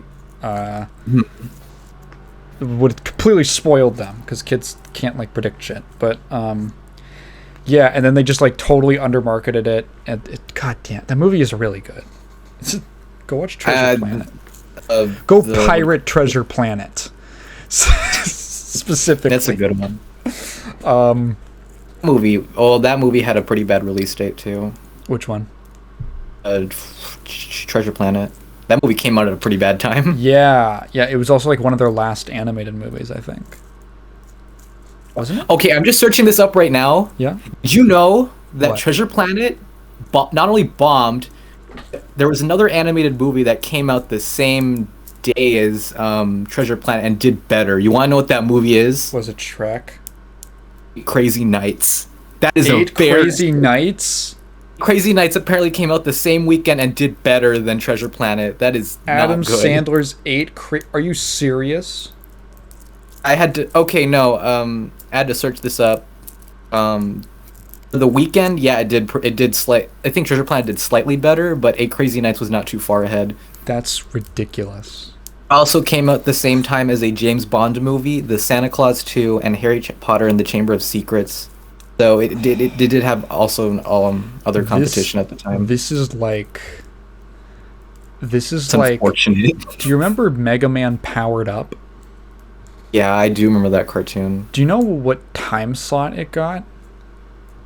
No. Sundays. Did it get a really bad one? Sundays? 6 a.m. That is Fuck you. that's Killed in the womb, dude. oh yeah, that is essentially, Holy man. shit. Imagine having your movie release I mean your show be Yeah. aired at such a bad time. Like I remember like there was some cautious optimism in the Mega Man community around this show. Uh-huh. With like, maybe it could be good.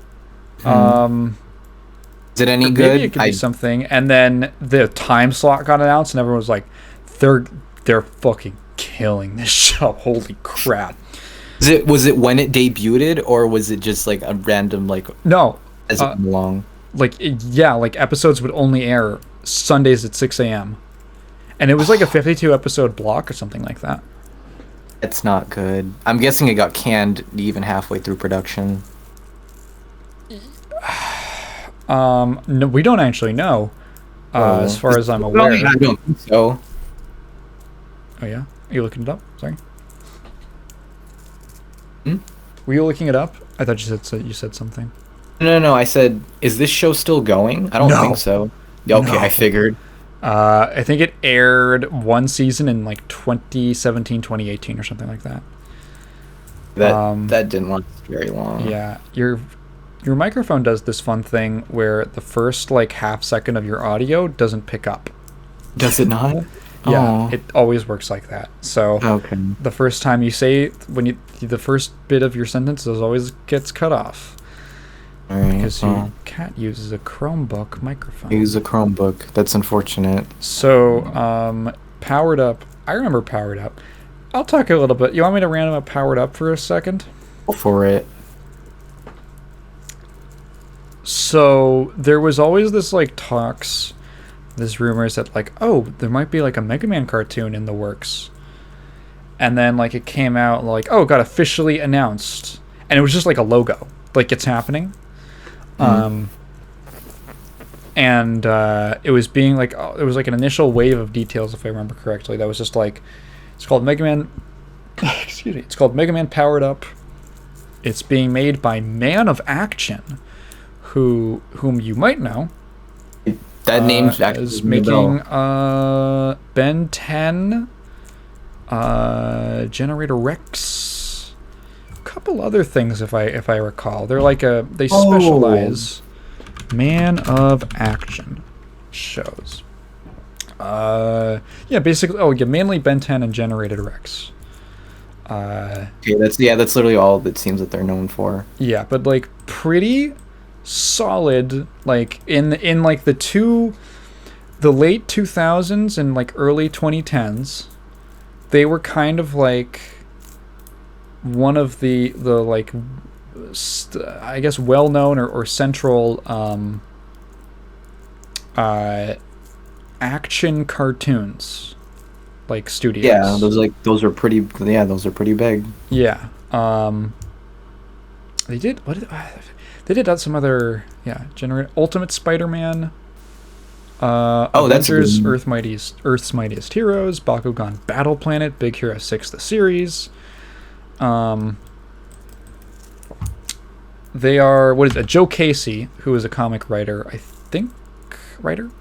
and he's the writers. It was basically founded by Joe Casey's a writer, and he started this studio with like a bunch of other comics people, and they mainly made action cartoons that were pretty good. I was a big Ben 10 fan when I was a kid. Yeah, me too. And wait, is Mega Man Fully Charged still airing?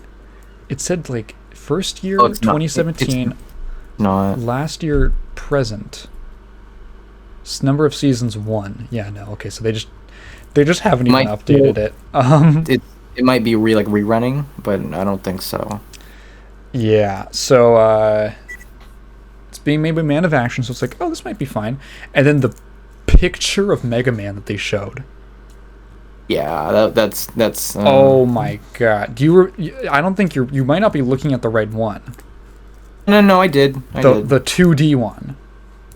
Oh, the 2D one. Yeah. Oh, maybe I haven't. If you look up, if you can find like Mega Man Fully Charged, they had an art style change. Art style change. The show was in like CG, Because wasn't it? it ended up being CG, but I the do first thing remember they that. ever showed of it was a single render of Mega Man.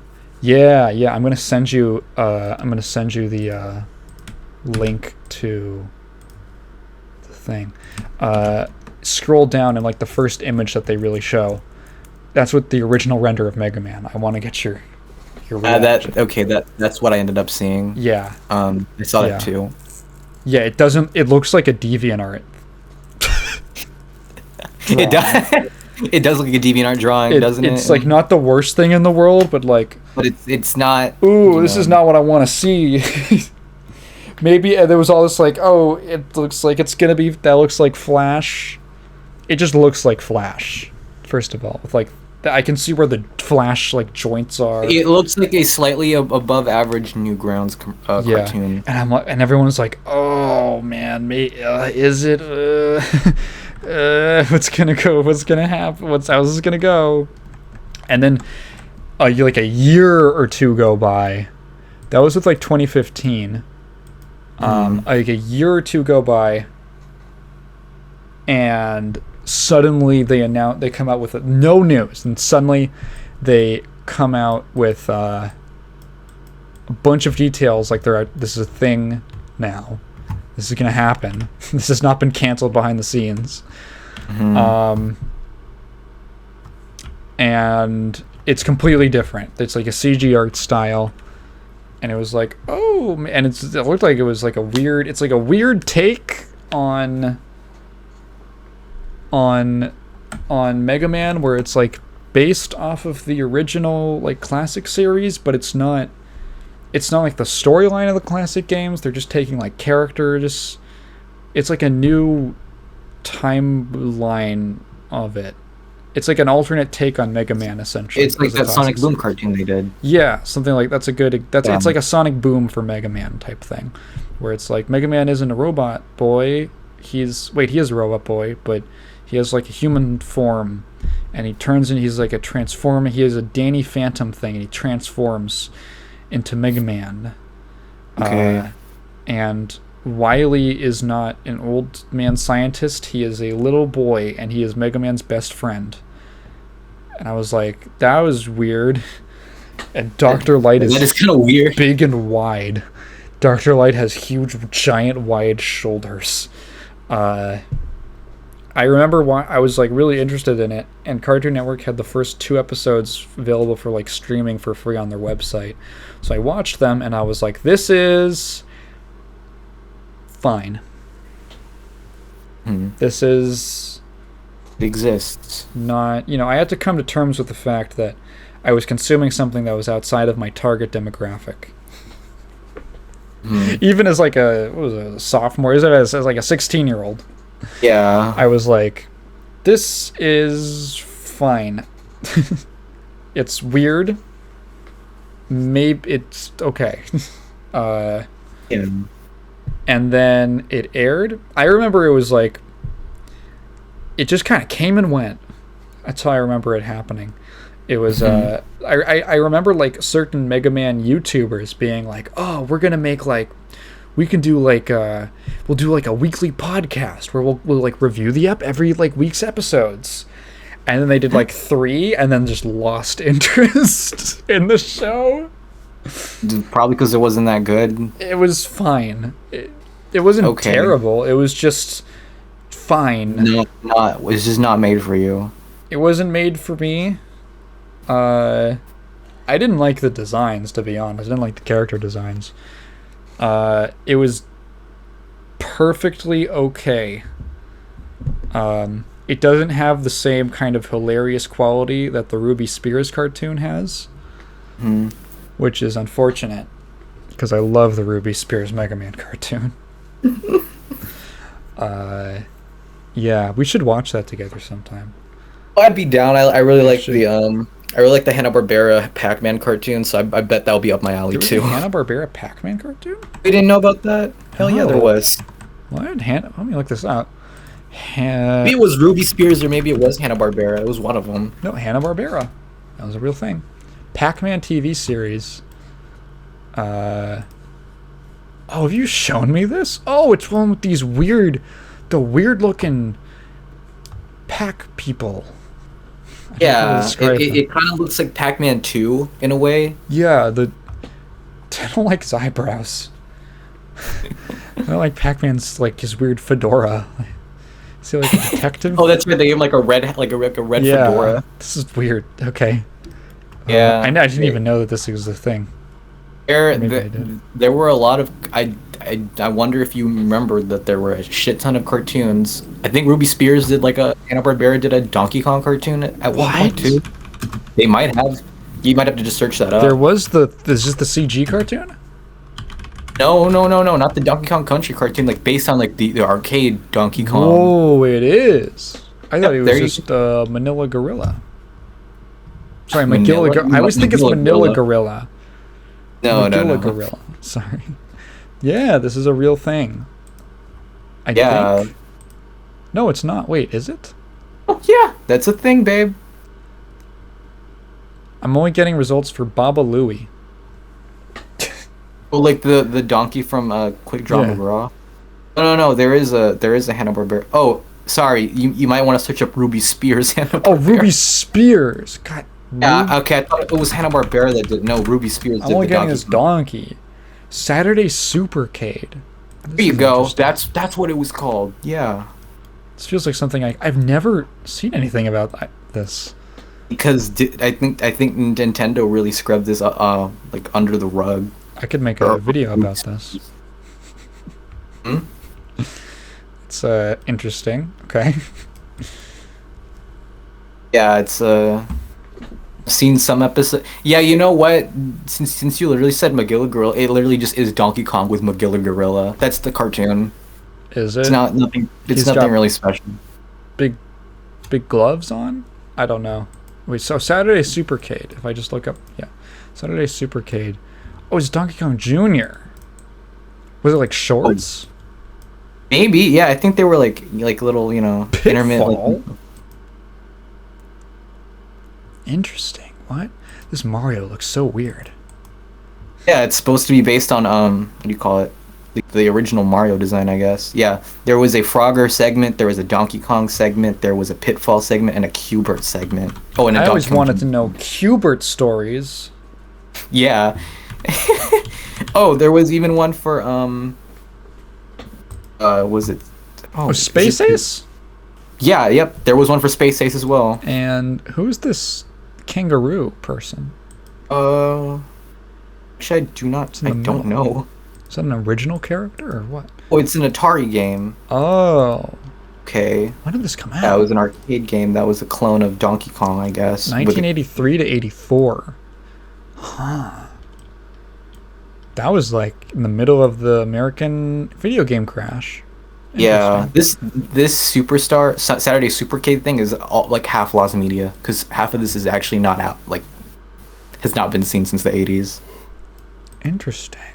Apparently Warner, I guess Warner owns these because it's a Hanna-Barbera Ruby Spears property. They were supposed to release this on DVD back in 2010. They just never did. I'm guessing it's legal problems that they can't release this. Yeah. That makes a lot of sense. I think there are still a few segments you can watch on YouTube, but you have to look hard. Who the fuck is Soupy Sales? Milton Suckman, known professionally as Soupy Sales, was an American comedian actor. He played Donkey Kong. Oh. See, like a guy named Soupy Sales. I don't know who that is. I guess he was a comedy guy. Maybe. Network television series Lunch with Soupy. It's Lunch with Soupy Sales.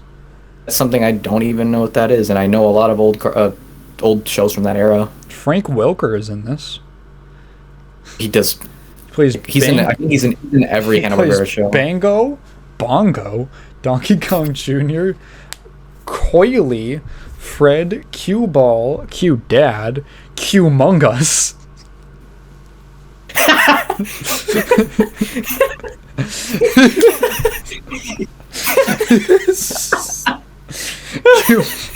Humongous. Humongous. It sounds like a mix between Humongous and Among Us. It's just Cubert but Mungus. Hubert Among Us. I like that. Play Sam, Slick, Ugg, and Wrong Way. Oh my goodness. Peter Cullen is Mario.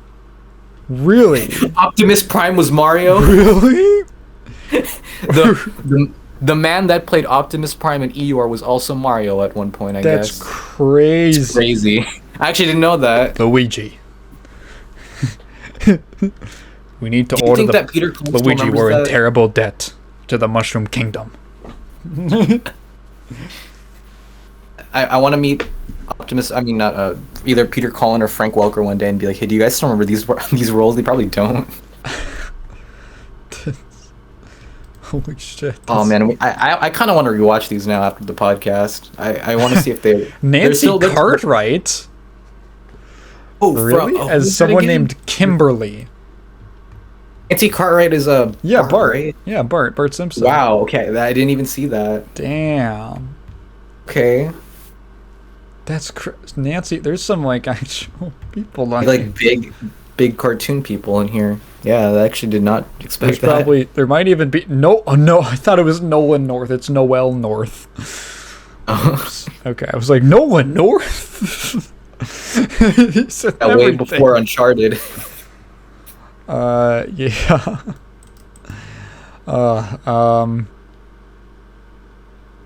Bob Holt sounds familiar. Does the voice for Grape Ape. Oh, Grape Ape. Mm-hmm. Yeah, he's in the additional voices section. How interesting. Yeah, he's a frequent Hanna-Barbera voice actor. Yeah. Rebroadcast and home video. The Space Ace segments from the show occasionally appear as filler in between shows on Boomerang and Toonami. Citation needed. Toonami?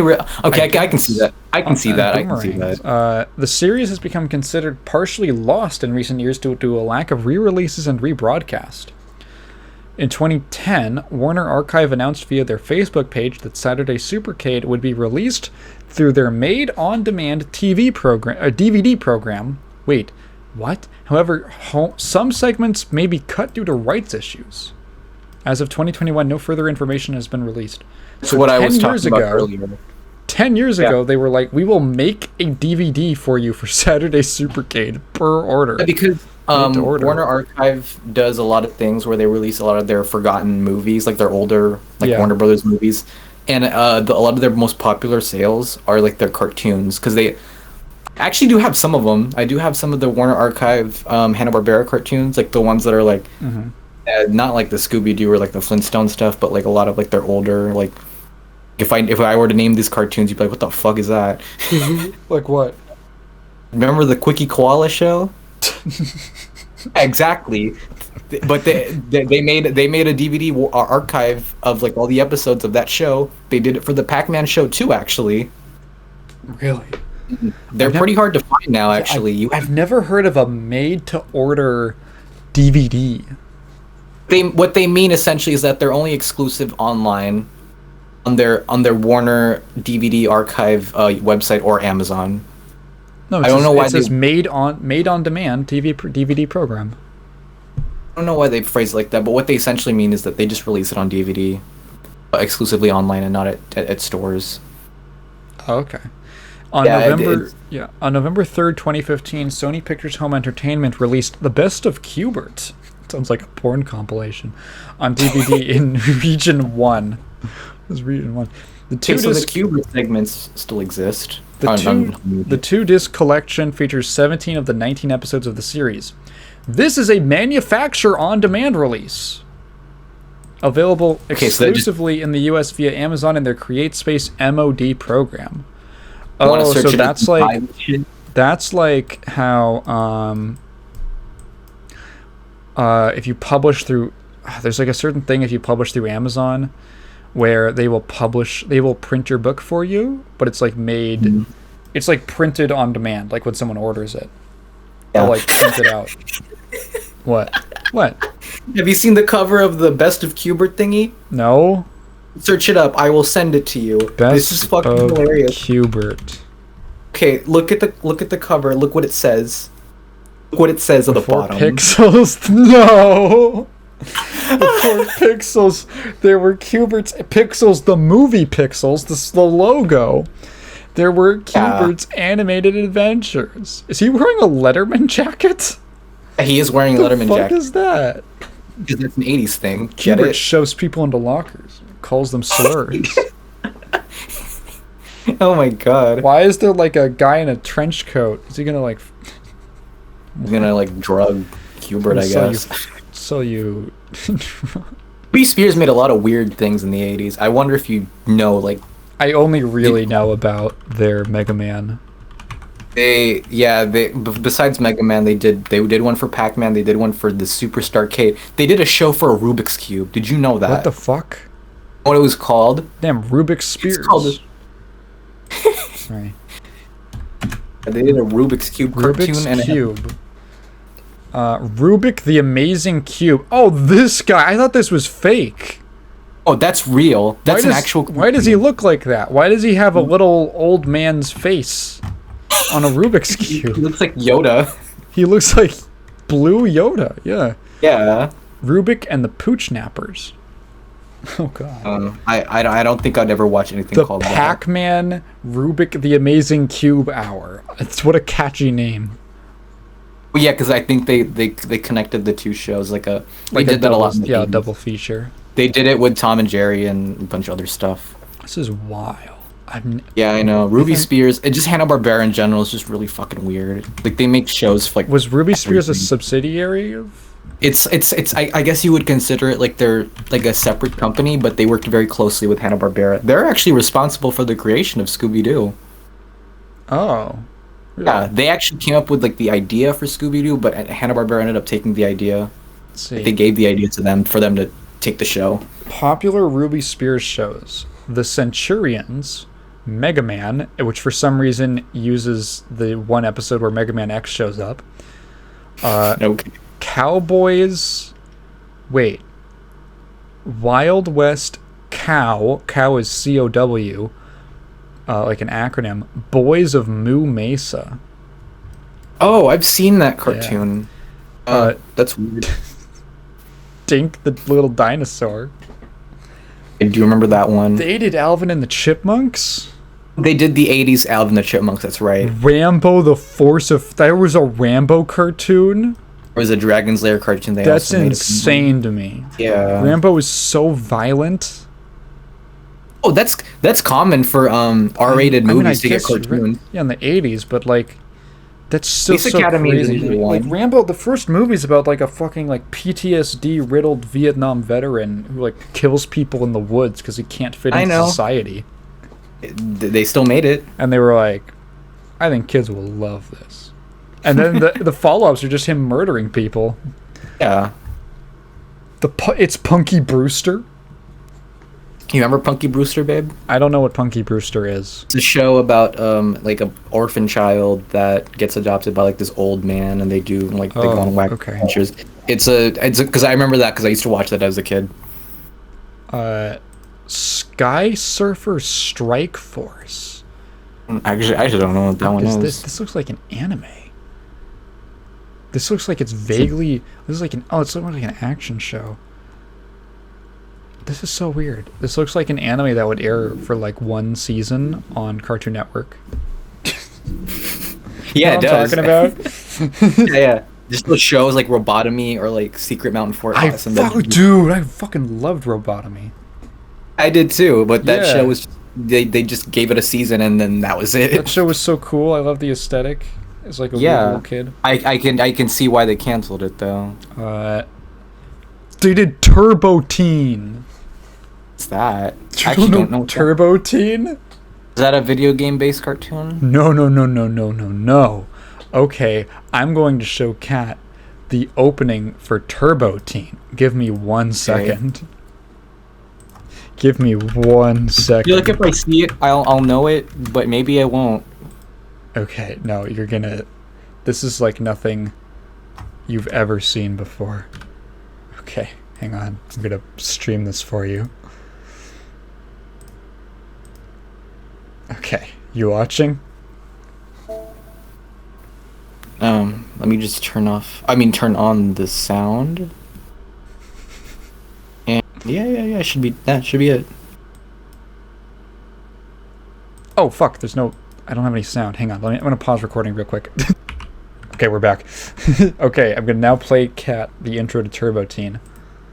Master, it was a stormy night when a bolt of lightning forced me off the road.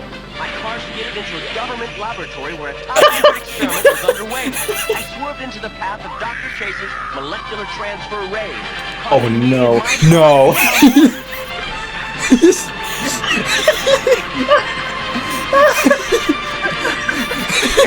No fucking way. Oh man. Oh, come on. It's horrifying. It's like that's like a DeviantArt fetish turned into a show. that is legitimately like It's terrifying. body horror. Yeah. The way he morphs. I just Oh my remember goodness. there was like a Pan Pizza video where he played that, and then like as soon as it's done, he just pauses it and he goes, "They aired this on TV." Just I can believe that. they did Man, that's- they did Turbo T. It's a shocking. I'm actually shocked I've never seen that. Holy shit.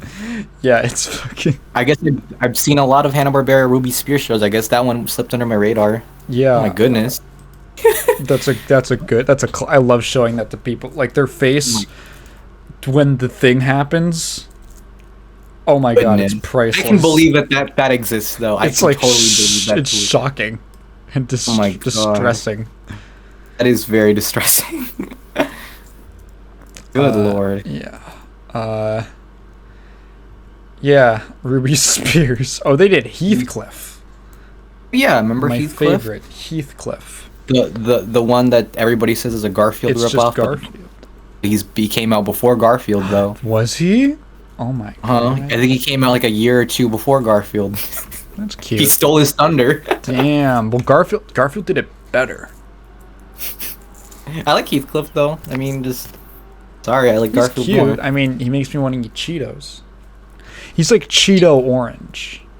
Yeah, he has like I know like Cheeto dust colored. Yeah. Yeah, like I want to lick him off my fingers. That's the best part. That's the best part of eating Cheetos, and I don't know why the fuck no one agrees with me. I'm like, the I do best that part of too, man. eating like shit like that is when you get to eat it off your fingers later, and everyone's like, that's the worst part. I'm like, that's the best. It's like a little extra. It's like a little bonus content at the end of the game. It's the prize at the end of the cereal box. Yeah, at the end of the cereal. It's like drinking the milk at the end of the cereal, you know? Yeah. Oh, good lord. Oh, well, we've been talking for quite a while. We have. I had some should do a topics video on that. that I wanted to get to, but we did not. That's fine. I'll do it next time.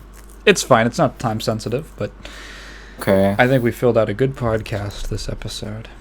We talked a lot, and it went by quick. It went by quick. Did you have a question for me? I'm sorry. Huh? You were like asking me something, and then I cut you off. No, I didn't. Okay. Yeah. Expect a video at the end of the week when you're listening, when this comes out. Expect a video at the you have end, a video probably. coming Sorry? Have a video coming out this week? It should be. It should be. Okay, I was working. cool.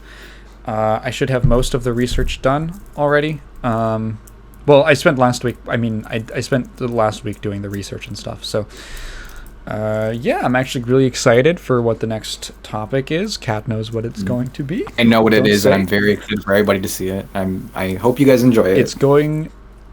I think it's going to be a lot of fun, and it's going to be a trip down a funny little. Hey, we talked a lot about Megaman this week. That's just a hint. That's a hint. Not intentional, but it is a hint. Mm-hmm. We're gonna cover something very special. Well, with that said, thank you for listening this far. If you have a question, leave it in the comments below, and I will definitely get to it next time. But please leave it in the form of a question, because I don't want to just read your thoughts out loud. video at the end of the week. I have a Patreon for the main channel. Go subscribe to the main channel if you haven't. I don't know if I'm curious. If anyone has discovered me through this podcast, please tell me, because I feel like it should work the opposite way. I would be very surprised if you found this podcast first. Thank you very much for the support. Videos are going to be resuming until the end of the year at least. So, I have been Tigan and Cat has been Cat. And want to say anything to the people? I hope you have a good week. Never had. I don't know. Hope you have a good week. Hope you've had a good week. Bye. Bye.